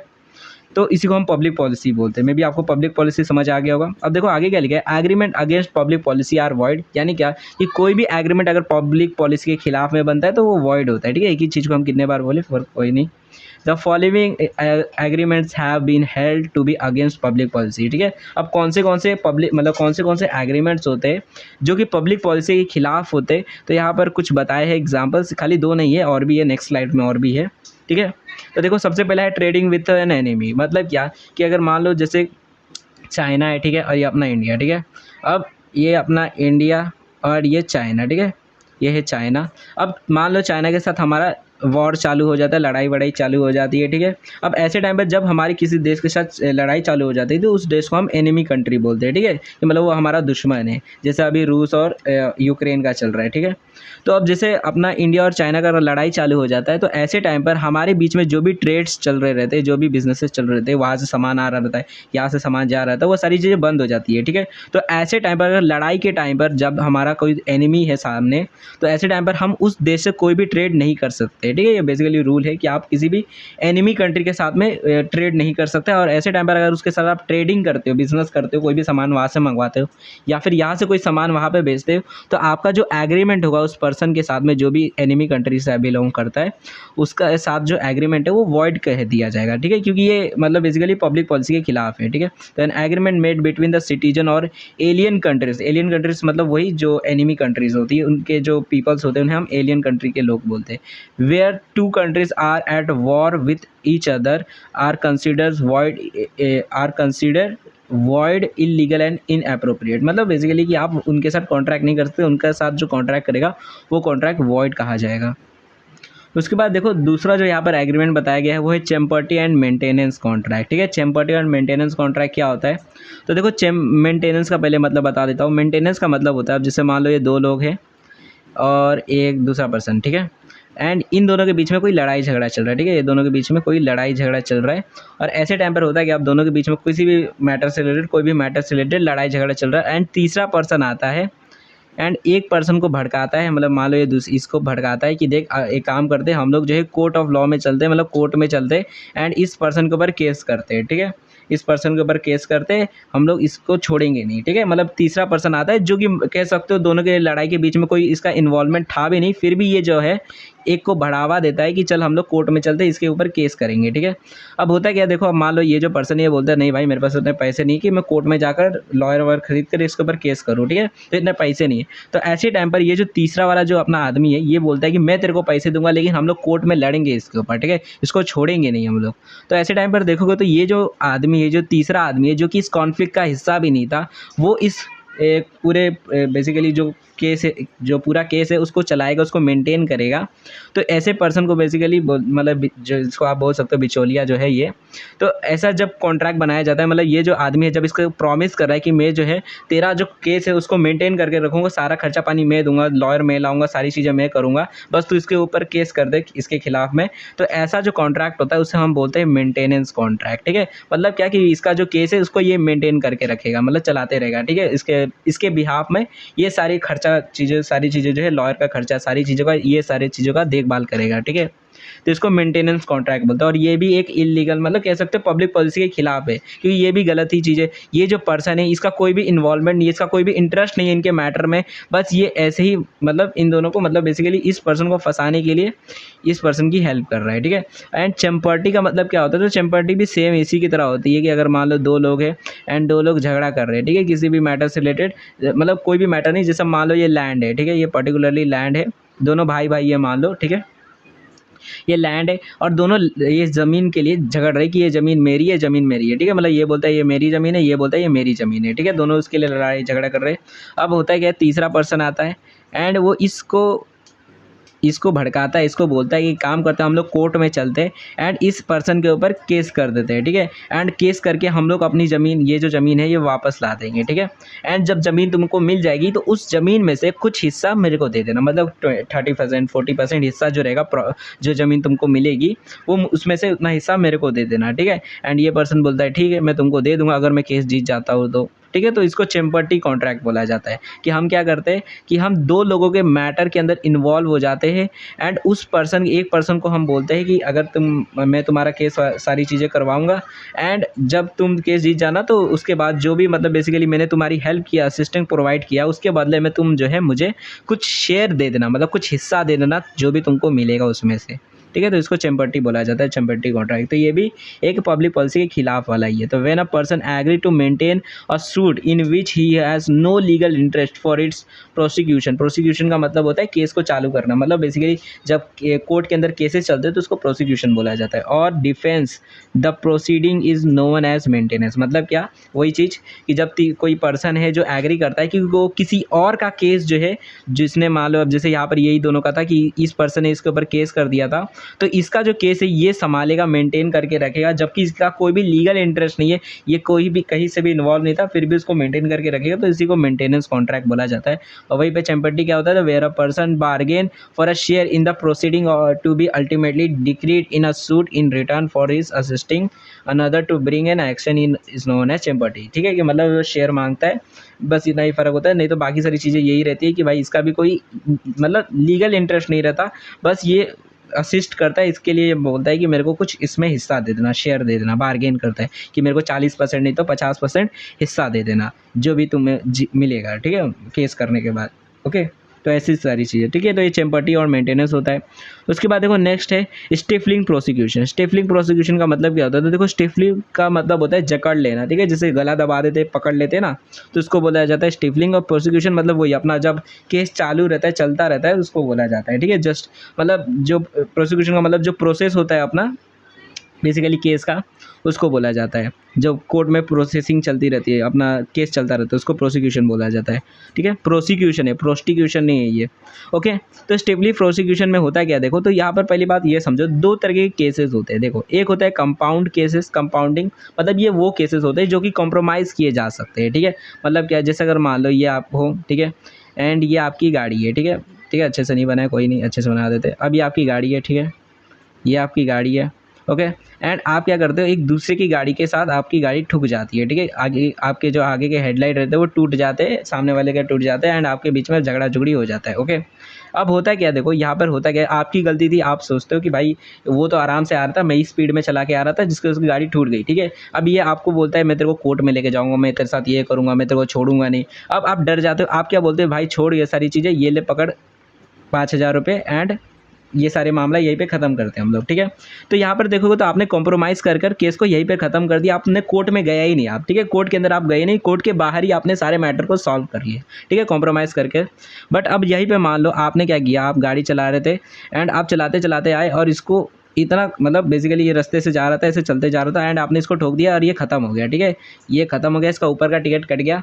अब ऐसे टाइम पर आप क्या करते हो, इसके घर पे जाते हो। ठीक है, इस पर्सन के घर पे जाते हो, एंड इसके घर पे जाकर इसकी जो पत्नी रहती है, ठीक है, इसकी जो पत्नी रहती है उसको आप धमकी देते हो कि देख ये पकड़ 1,00,000 रुपये, एंड अपने पति मतलब मैंने तेरे पति को मार दिया है, तो अब तू जो है केस मत करना कोर्ट में जाकर। ठीक है, हम लोग यहीं पे कॉम्प्रोमाइज़ करते हैं, ये ले पकड़ 1,00,000 रुपये, एंड तू जाना मत कोर्ट के अंदर। ठीक है, तो यहाँ पर देखोगे तो ये जो केस है कि यहाँ पर इसने मर्डर कर दिया, तो ये कॉम्प्रोमाइज़ करने वाला केस नहीं, ये तो कोर्ट में जाकर ही सॉल्व होगा। ठीक है, तो ऐसे जो केसेस होते हैं जो कि कॉम्प्रोमाइज़ नहीं किए जा सकते, उन्हें हम नॉन कंपाउंडेबल केसेस बोलते हैं, और जो कि मतलब नॉन कंपाउंडेबल ऑफेंसेस बोलते हैं। और जो कि कॉम्प्रोमाइज़ किए जा सकते हैं, जैसे यहाँ पर एक्सीडेंट हुआ था, गाड़ी ठुक गई थी, तो वो कॉम्प्रोमाइज़ किए जा सकते हैं, तो उन्हें हम कंपाउंडेबल ऑफेंसेस बोलते हैं। ठीक है, तो यहाँ पर यही होता है। देखो, जो स्टिफलिंग प्रोसिक्यूशन में होता क्या है कि देखो, जो नॉन कंपाउंडेबल अपने एक ऑफेंसेस होते हैं, जहाँ पर हमने कोई सीरियल मतलब क्राइम किया रहता है, कोई मतलब क्रिमिनल मतलब ऑफेंस किया रहता है, किसी का मर्डर कर दिया रहता है, या फिर किसी के हाथ पैर तोड़ दिए रहते हैं, ऐसा अगर कुछ किया रहता है हमने। ठीक है, तो ऐसे टाइम पर जो रहता है वहाँ पर जहाँ पर हम कॉम्प्रोमाइज़ नहीं कर सकते, तो ऐसे टाइम पर कुछ लोग जो होते हैं वो करते क्या है, अब जैसे यहाँ पर ये है। ठीक है, अब होता क्या है, देखो इसने दूसरे पर्सन का मर्डर कर दिया, अब ये कॉम्प्रोमाइज़ करने के लिए जाता है। ठीक है, इसके घर पे जाता है, इसके घर वालों को धमकी देता है कि ये ले पकड़ 1,00,000 रुपये, एंड टू कोर्ट में मत जाना। ठीक है, तो यहाँ पर देखोगे तो ये भी एक कॉन्ट्रैक्ट कर रहा है कि ये ले पकड़ 1,00,000 रुपये और तू कोर्ट में मत जाना। ठीक है, ये कुछ नहीं करने के लिए, एब्सटेंस करने के लिए बोल रहा है। ठीक है, तो ये भी देखोगे तो यहाँ पर एक एग्रीमेंट इन लोग बना रहे हैं, बट ये एक वैलिड एग्रीमेंट नहीं रहेगा, क्योंकि ये पब्लिक पॉलिसी के खिलाफ है। क्योंकि यहाँ पर देखोगे तो जो अपना जस्टिस का जो प्रोसेस रहता है उसको रोकने की कोशिश की जा रही है, गलत करने की कोशिश की जा रही है। कि यहाँ पर क्या किया जा रहा है कि जो पर्सन है उसके साथ कॉम्प्रोमाइज़ करने के मतलब उसके साथ ज़बरदस्ती फोर्स करके उसको कॉम्प्रोमाइज़ करवाया जा रहा है कि तू मेरे ऊपर मतलब केस मत कर देना कोर्ट में जाकर। ठीक है, तो ऐसे जो एग्रीमेंट होते हैं ये भी वैलिड नहीं होते, ये भी वॉइड होते हैं। तो अगर कल को ये चला जाता है कोर्ट में केस करने के लिए, तो ये नहीं बोल सकता कि देखो देखो ये इसको मैंने 1,00,000 रुपये दिए और फिर भी मेरे पर केस कर दिया। ठीक है, तो ऐसा नहीं कहा जा सकता, क्योंकि ये एक वॉइड एग्रीमेंट है। ठीक है, स्टिफलिंग प्रोसिक्यूशन कि आप जो प्रोसिक्यूशन का जो प्रोसेस है उसको रोकना चाहते हो, उसको जकड़ना चाहते हो। ठीक है, कॉम्प्रोमाइज़ करवा कर ज़बरदस्ती। ठीक है, उसके बाद नेक्स्ट है मैरिज ब्रोकरेज एग्रीमेंट। इसका मतलब क्या होता है, तो देखो मैरिज ब्रोकरेज एग्रीमेंट का मतलब होता है जैसे रहता है ना अपना दहेज का, कि हम शादी करने के लिए कुछ ब्रोकरेज मांग रहे हैं। ब्रोकरेज का मतलब दलाली मांग रहे हैं। ठीक है, कि आपको अगर मेरे बेटे के साथ शादी करनी है तो मेरे को 10,00,000 रुपये देने होंगे। ठीक है, तो ये ब्रोकरेज ही एक तरीके से हो गया। तो ऐसे जो एग्रीमेंट होते हैं कि लोग बोलते हैं कि मतलब जो लड़के का पिता रहता है वो लड़की के पिता से बोलता है कि 10,00,000 रुपये देगा तभी शादी करने देंगे, एंड मान लो ये एग्री कर देता है कि हाँ ठीक है मैं तुमको दे दूंगा, शादी करवा लो, 2-3 दिन बाद दे दूंगा। एंड शादी होने के बाद अगर मान लो ये 2-3 दिन बाद नहीं देता है, तो ऐसे टाइम पर लड़के का जो पिता है वो केस नहीं कर सकता इसके ऊपर कोर्ट में जाकर, ये देखो भैया एग्री किया था, दे नहीं रहा 10,00,000 रुपये। ठीक है, बोला था कि शादी के बाद दहेज दूंगा लेकिन दिया नहीं, तो ऐसा कोर्ट में जाकर केस नहीं कर सकता है। तो ये भी जो एग्रीमेंट्स होते हैं मैरिज ब्रोकरेज एग्रीमेंट, ये भी मतलब वॉइड होते हैं। तो agreement of payment of money in consideration of procuring a marriage are illegal. ठीक है, मतलब आप शादी करवाने के लिए पैसे मांग रहे तो वो गलत है। ठीक है, तो एग्रीमेंट टू पे डॉरी टू पेरेंट्स और गार्डियंस, ये गलत है। ठीक है, तो मतलब डॉरी से रिलेटेड कोई अगर आप एग्रीमेंट बना रहे हो तो वो भी गलत है, वो भी एक वॉइड एग्रीमेंट है कि वो पब्लिक पॉलिसी के वो भी खिलाफ है। उसके बाद agreement interfering with administration of justice, यानी क्या आप ऐसा कोई एग्रीमेंट बना रहे हो जिसमें आप जस्टिस का जो प्रोसेस है उसमें इंटरफेयर कर रहे हो। ठीक है, एडमिनिस्ट्रेशन के अंदर, जैसे अगर मान लो ये है, ठीक है, ये है कौन, ये है ये है डॉन, ठीक है। ये कौन, ये है डॉन। अब डॉन क्या करते हैं, देखो ये डॉन किसी का मर्डर कर देते हैं, ठीक है, किसी का मर्डर कर देते हैं एंड ये चले जाते हैं कोर्ट में, ठीक है। अब कोर्ट में क्या होता है, ये है जस्टिस, मतलब अपना जो बेसिकली जज है, ठीक है। तो अब जज है, ये जज जो है ये 1 हफ्ते बाद डिसीजन लेने वाले हैं कि इनके साथ क्या करना है, डॉन के साथ क्या करना है, डॉन को फांसी देनी है या फिर उम्र कैद की सज़ा देनी है, ठीक है। तो डॉन के ऊपर डिसीजन लेना। अब होता क्या है, अब ये अभी तो बोलते हैं कि 1 हफ्ते बाद डिसीजन लेंगे, अभी तो कुछ डिसीजन लिया नहीं है। तो अब होता क्या है, डॉन जो रहता है वो इसको मतलब धमकी देता है, जस्ट जो अपना जज है उसको धमकी देता है कि देख ये पकड़ 1 करोड़ रुपए एंड मेरे खिलाफ में कोई भी मतलब डिसीजन मत लेना, ठीक है। अगर लिया तो तेरे को मार दूंगा, ठीक है। तो मतलब 1 करोड़ रुपए उसको देता है, बोलता है ये पकड़ 1 करोड़ रुपए एंड मेरे खिलाफ में डिसीजन मत लेना, ठीक है। तो यहाँ पर देखोगे तो एडमिनिस्ट्रेशन ऑफ जस्टिस जो यानी जस्टिस का जो प्रोसेस है उसको अंदर इंटरफेयर किया जा रहा है। ये जो डॉन है ये बोल रहा है कि तू भाई सही तरीके से जस्टिस मत कर, मैं जैसा बोल रहा हूँ वैसा कर, ठीक है। तो ऐसा भी कोई अगर एग्रीमेंट है जिसमें जस्टिस को इंटरफेयर किया जा रहा है तो वो भी एग्रीमेंट जो रहेगा वो गलत होगा, ठीक है। नॉर्मली ऐसे जो एग्रीमेंट्स होते हैं उसके अंदर कोई एक जुडिशरी इन्वॉल्व होता है ऐसे एग्रीमेंट के अंदर। तो अगर किसी जुडिशरी को आप इन्वॉल्व करते हो और जस्टिस के अंदर चेंजेस लाने की कोशिश करते हो, ऐसा कोई एग्रीमेंट बना रहे हो, तो वो भी एग्रीमेंट वॉइड होगा। तो कल को वो जज अगर मान लो आपके खिलाफ में लेता भी है तो ऐसा नहीं बोल सकते कि देखो जज ने गलत कर दिया, जज ने जो है एग्रीमेंट को तोड़ दिया है, कॉन्ट्रैक्ट को तोड़ दिया है, इसके ऊपर मैं केस करूंगा, तो ऐसा नहीं कर सकते, ठीक है। तो agreement interfering with administration of justice ये भी वॉइड होता है। Any agreement which obstruct the ordinary process of justice is in all lawful, ठीक है। मतलब क्या कि अगर कोई भी ऐसा एग्रीमेंट है जो कि जो नॉर्मल प्रोसेस होता है जस्टिस का उसके अंदर कोई चेंजेस ला रहा है या फिर उसमें रुकावट ला रहा है, तो ऐसे जो एग्रीमेंट्स होते हैं उन्हें अनलॉफुल कहा जाता है। Agreement tending to create interest against duty, यानी क्या आपका कोई ऐसा एग्रीमेंट है जो कि ऐसा एग्रीमेंट है जिसके वजह से जो भी पर्सन की ड्यूटी है उसके वो अगेंस्ट में उसे काम करना पड़ेगा। जैसे कोई पुलिस वाला है, ठीक है, पुलिस वाला का काम क्या है, चोर को पकड़ने का काम है, ठीक है, बट आप उसे पैसे दे रहे हो कि भाई इस चोर को छोड़ दे, ठीक है, तो उसके अगेंस्ट में काम है, तो वो भी एग्रीमेंट जो है वो वॉइड है। उसके बाद agreement as regard sale of public offices, वही वाला जो हमने देखा था कि आप कोई सरकारी नौकरी को बेच रहे हो, ठीक है, तो ये भी एग्रीमेंट गलत है, ठीक है। आप बोल रहे हो कि भाई 1 लाख रुपए दे दे तेरे को पुलिस में नौकरी दिलवा दूंगा, ठीक है, तो ये भी गलत है, ठीक है, ये भी एग्रीमेंट गलत है, ये भी एग्रीमेंट वॉइड एग्रीमेंट है। Agreement tending to create monopoly, मतलब क्या कि आप क्या कर रहे हो, मार्केट के अंदर मान लो सारे जितने भी सेलर्स है या फिर मतलब वहाँ के जो भी मतलब रहते हैं ना एमएलए, उन लोगों को आप पैसे दे रहे हो कि ये लो पकड़ो पैसे एंड यहाँ पे सारी दुकानों को भगा दो, सिर्फ मेरी दुकान रहनी चाहिए। मोनोपोली क्रिएट करने के लिए आप जो है मतलब कोई एग्रीमेंट कर रहे हो तो वो भी एग्रीमेंट गलत है, ठीक है, क्योंकि यहाँ पर पब्लिक को प्रॉब्लम होगा इसकी वजह से। आप हाई चार्जेस में मतलब महंगे दामों पर फिर सामान बेचोगे मोनोपोली की वजह से। उसके बाद देखो वेवर ऑफ इलीगलिटी, ठीक है, इसका मतलब क्या होता है, तो देखो इसका मतलब ये होता है कि मतलब बेसिकली जैसे एग्जांपल ले लो, मान लो कि कोई कंपनी है, कोई आदमी है, मतलब वेवर ऑफ इलीगलिटी का ये मतलब होता है कि आप कोई ऐसा एग्रीमेंट बना रहे हो जिसके अंदर ऐसा हो रहा है कि आप कोई मतलब बेसिकली जैसे एग्जांपल दे देते तो तभी आपको अच्छे से समझ आएगा। मान लो आप ऐसा कुछ करते हो, ठीक है, कि ये पर्सन है, ठीक है, एंड ये एक दूसरा पर्सन है, ठीक है, ये इसका एजेंट है, मतलब ये जो पर्सन ये प्रिंसिपल है एंड ये एजेंट है, ठीक है, ये एजेंट है और ये प्रिंसिपल है, ठीक है, ये प्रिंसिपल है। प्रिंसिपल और एजेंट मैंने आपको पहले ही बता दिया है, मतलब ये मेन अथॉरिटी है एंड ये इसके बिहाफ में सारे काम करता है, इसका ये मतलब कह सकते हो एजेंट है, ठीक है। अब होता है क्या, देखो ये जो पर्सन है इसको 2 काम करवाता है, ठीक है, एक काम करवाता है जो कि लीगल काम है, कोई पर्टिकुलरली मतलब सामान प्रोडक्शन का काम है, ठीक है, जो कि एक लीगल काम है, ठीक है, एंड एक काम करवाता है जो कि इलीगल काम है, ठीक है, एक कोई मान लो ड्रग्स बेचने का काम करवाता है, मतलब दोनों काम जो है साइमल्टेनियसली इसी आदमी से करवाता है, ठीक है, एंड उसको महीने की पगार मान लो 10,000 रुपये देता है, ठीक है। अब ऐसा होता है मान लो कल को कि ये जो पर्सन है, मतलब अब देखोगे तो इनके बीच में कॉन्ट्रैक्ट हुआ है, इसने क्या बोला है, ए और मतलब ये एजेंट और प्रिंसिपल के बीच में कॉन्ट्रैक्ट हुआ है कि हाँ भाई मैं तुम्हारा सारे काम करते रहूँगा, तो मुझे 10,000 रुपये महीना देते रहना, ठीक है। अब कल को अगर मान लो ये 10,000 रुपये नहीं देता है तो ऐसे टाइम पर ये जो पर्सन है ये ऐसा नहीं बोल सकता कि देखो भैया मैं इनका काम करता था, मतलब देखोगे तो ये 2 काम करता था इसका, एक लीगल काम करता था, एक इलीगल काम करता था। तो चलो मान लेते इलीगल काम का 5,000 नहीं दिया, ठीक है, क्योंकि वो तो वॉइड हो गया, बट लीगल काम का 5,000 देना चाहिए, ठीक है, आपको ऐसा लगता है, बट ऐसा नहीं है, ठीक है। वेवर ऑफ इलीगलिटी क्या कहता है कि अगर मान लो आप कोई ऐसा काम करते हो जिसमें आप कुछ ऐसा काम है, मतलब आप बोलते हो कि भाई मेरा ये वाला तो इलीगल काम है, ठीक है, ये तो इलीगल काम है, बट एक साइड मेरा इलीगल नहीं है, ठीक है, यहाँ पर मैं कोई भी इलीगल वाला काम नहीं करता हूँ, तो मुझे वहाँ के पैसे मिलने चाहिए, तो ऐसा नहीं है, क्योंकि आप दोनों काम को एक साथ कर रहे हो, इसीलिए आपको ये पूरा का पूरा कॉन्ट्रैक्ट ही आपका वॉइड कहा जाएगा, ठीक है। तो ये बोला गया है कि वेवर ऑफ इलीगलिटी। उसके बाद agreement in restrain of marriage, यानी क्या कि आप सामने वाले को पैसे दे रहे हो या फिर कोई भी एग्रीमेंट उसके साथ कर रहे हो कि आप किसी की शादी होने से रोकने के लिए आप किसी के साथ एग्रीमेंट कर रहे हो, ठीक है। जैसे आप मान लो कि आप किसी के घर वालों के साथ एग्रीमेंट कर रहे हो कि इन दोनों की शादी मत करने देना, ठीक है, इन दोनों की शादी मत करने देना, मैं तुम्हें इतने 1 करोड़ रुपए देता हूँ। तो ये जो एग्रीमेंट है ये भी वॉइड है, ठीक है। किसी की शादी रोकने के लिए आप पैसे दे रहे हो, एग्रीमेंट कर रहे हो। उसके बाद agreement in restaurant of trade, यानी आप किसी को बिजनेस करने से रोकने के लिए एग्रीमेंट करवा रहे हो कि भाई इसका जो है यहाँ पे बिजनेस के साथ कोई मत करो, ठीक है, मैं तुम्हें इतने पैसे दूंगा, ठीक है। तो ये एग्रीमेंट अगर कोई ट्रेड को रोकने के लिए भी कर रहा है तो वो भी गलत है, मतलब बेसिकली वॉइड है। Agreement in restaurant of legal proceeding, यानी आपका कुछ ऐसा एग्रीमेंट है जिसके अंदर ये बोला गया है कि आप जो है लीगल प्रोसीडिंग नहीं कर सकते, यानी क्या कि कल को अगर मान लो हम दोनों में से कोई एक पर्सन जो है अपना लीगल ऑब्लिगेशन पूरा नहीं करता है तो आप कोर्ट ऑफ लॉ में नहीं जाओगे, ठीक है, मतलब कोर्ट में नहीं जाओगे उसको एनफोर्स करवाने के लिए। अगर कोई ऐसा एग्रीमेंट है तो वो भी वॉइड एग्रीमेंट है, ठीक है, कि आप लीगल प्रोसीडिंग के लिए नहीं रोक सकते किसी को कोर्ट ऑफ लॉ में जाने के लिए, ठीक है।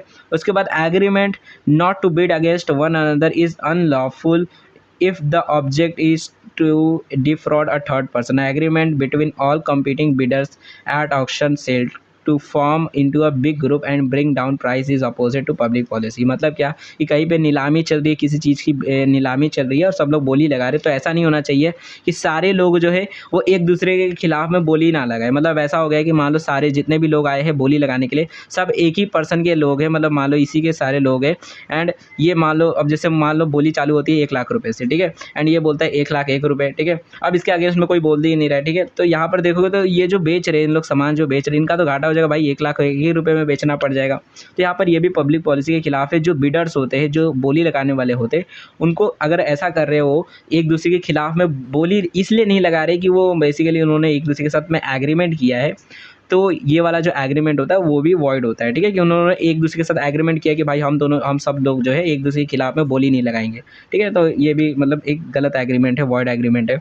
उसके बाद agreement between pleaders and client where a client agree to give a sum to his pleader according to the success in the matter. यानी क्या, अगर मान लो कोई ऐसा एग्रीमेंट बना रहा है प्लेडर, मतलब प्लेडर और क्लाइंट मतलब क्या, तो देखो प्लेडर मतलब होता है लॉयर, ठीक है, जो केस लड़ते हैं, और क्लाइंट आपको पता ही है।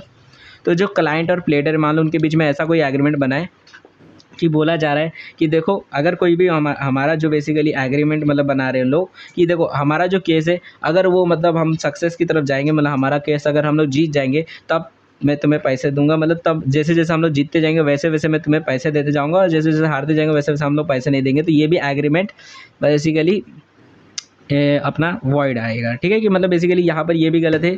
अगर कोई केस लड़ा जा रहा है तो वहाँ पर ऐसा नहीं होगा कि जीतेंगे तभी पैसा दूंगा, हार गया तो पैसा ही नहीं दूंगा, ठीक है। तो ये भी एग्रीमेंट वॉइड एग्रीमेंट है।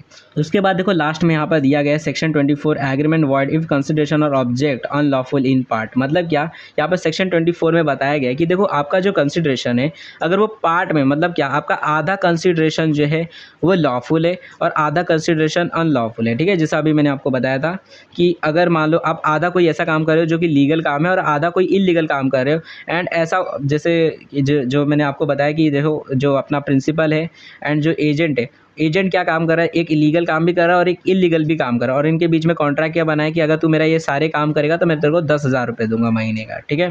तो ये 10,000 की सैलरी है। यहाँ पर देखोगे तो ये दोनों काम के हैं, ठीक है। तो यहाँ पर आधा काम तो इलीगल है और आधा लीगल काम है। तो यहाँ पर ये बोला गया कि एग्रीमेंट अगर कोई भी ऐसा है जिसके अंदर कंसिडरेशन आधा इलीगल है, आधा अनलॉफुल है और आधा लीगल है, तो भी कोई फर्क नहीं पड़ता, एग्रीमेंट टोटल का टोटल पूरा का पूरा एग्रीमेंट जो रहेगा वो वॉइड कहा जाएगा। यानी क्या, ये जो 10,000 रुपये मिलने वाले हैं सैलरी, कल को अगर मान लो जो प्रिंसिपल है वो नहीं भी देता है तो ए जो है यानी एजेंट जो है वो एनफोर्स नहीं कर सकता जाकर, क्योंकि वो एग्रीमेंट वॉइड है, ठीक है। तो A promises to superintendent on behalf of B legal manufacturing of indigo and an illegal trafficking in other articles, यानी कोई इलीगल काम भी कर रहे कोई ट्रैफिकिंग का, ठीक है। तो बी प्रॉमिसेस टू पे ए सैलरी, यानी जो प्रिंसिपल है वो एक एजेंट को प्रॉमिस करता है कि मैं तेरे को 10,000 रुपये का सैलरी दूंगा हर साल, ठीक है। तो agreement is void as the consideration is unlawful in part, यानी आधा इसका जो कंसिडरेशन है वो अनलॉफुल है, इसलिए ये पूरा का पूरा एग्रीमेंट ही वॉइड कहा जाएगा। ओके, नाउ यहाँ पर अपना पूरा मॉड्यूल 4 मतलब बेसिकली अपना मॉड्यूल 1 जो है वो फिनिश हो जाता है, Indian contract act 1872 part 1। And next lecture से हम लोग अपना पार्ट 2 चालू कर देंगे, यानी मॉड्यूल 2 को चालू करेंगे। तो इसका फर्स्ट चैप्टर हम लोग नेक्स्ट लेक्चर के अंदर लेंगे। मे बी यहाँ पर आपको सारी चीज़ें समझ आ गई होगी। फिर भी आपको कोई भी डाउट रहेगा तो आप लोग कमेंट सेक्शन के अंदर जो भी आपके डाउट रहेंगे वो पूछ सकते हो। एंड देखो इसका जो नेक्स्ट लेक्चर है जल्दी चैनल पे आ जाएगा और रेगुलर लेक्चर से आते रहेंगे। तो चैनल को सब्सक्राइब कर दो और वीडियो को शेयर कर दो आपके जितने भी दोस्त लोग हैं उन लोगों के साथ में, ताकि जैसे ही हमारी नेक्स्ट लेक्चर आएगी उसकी आपको नोटिफिकेशन मिल जाएगी और उन वीडियोज़ को भी देख सकोगे, ठीक है। तो वीडियो को शेयर कर देना अपने जितने भी दोस्त लोग हैं उन लोगों के साथ में। एंड अगर आपको लेक्चर का पीडीएफ चाहिए रहेगा तो वो टेलीग्राम पे मिल जाएगा, तो वहाँ से जाकर आप लोग ले सकते हो। एंड कोई भी अगर आपको डाउट रहता है तो आप लोग इंस्टाग्राम पे भी पूछ सकते हो, ठीक है। दोनों की जो लिंक है वो आपको डिस्क्रिप्शन के अंदर मिल जाएगी। एंड अगर आप लेक्चर को लेट देख रहे हो, मतलब 1-2 दिन बाद देख रहे हो, अपलोड होने के 1-2 दिन बाद देख रहे हो, तो हो सकता है इसकी नेक्स्ट लेक्चर यहाँ पर आ गई हो, तो यहाँ से जाकर आप नेक्स्ट लेक्चर को भी देख सकते हो। So thanks for watching my video, हम अपने नेक्स्ट वीडियो मिलेंगे।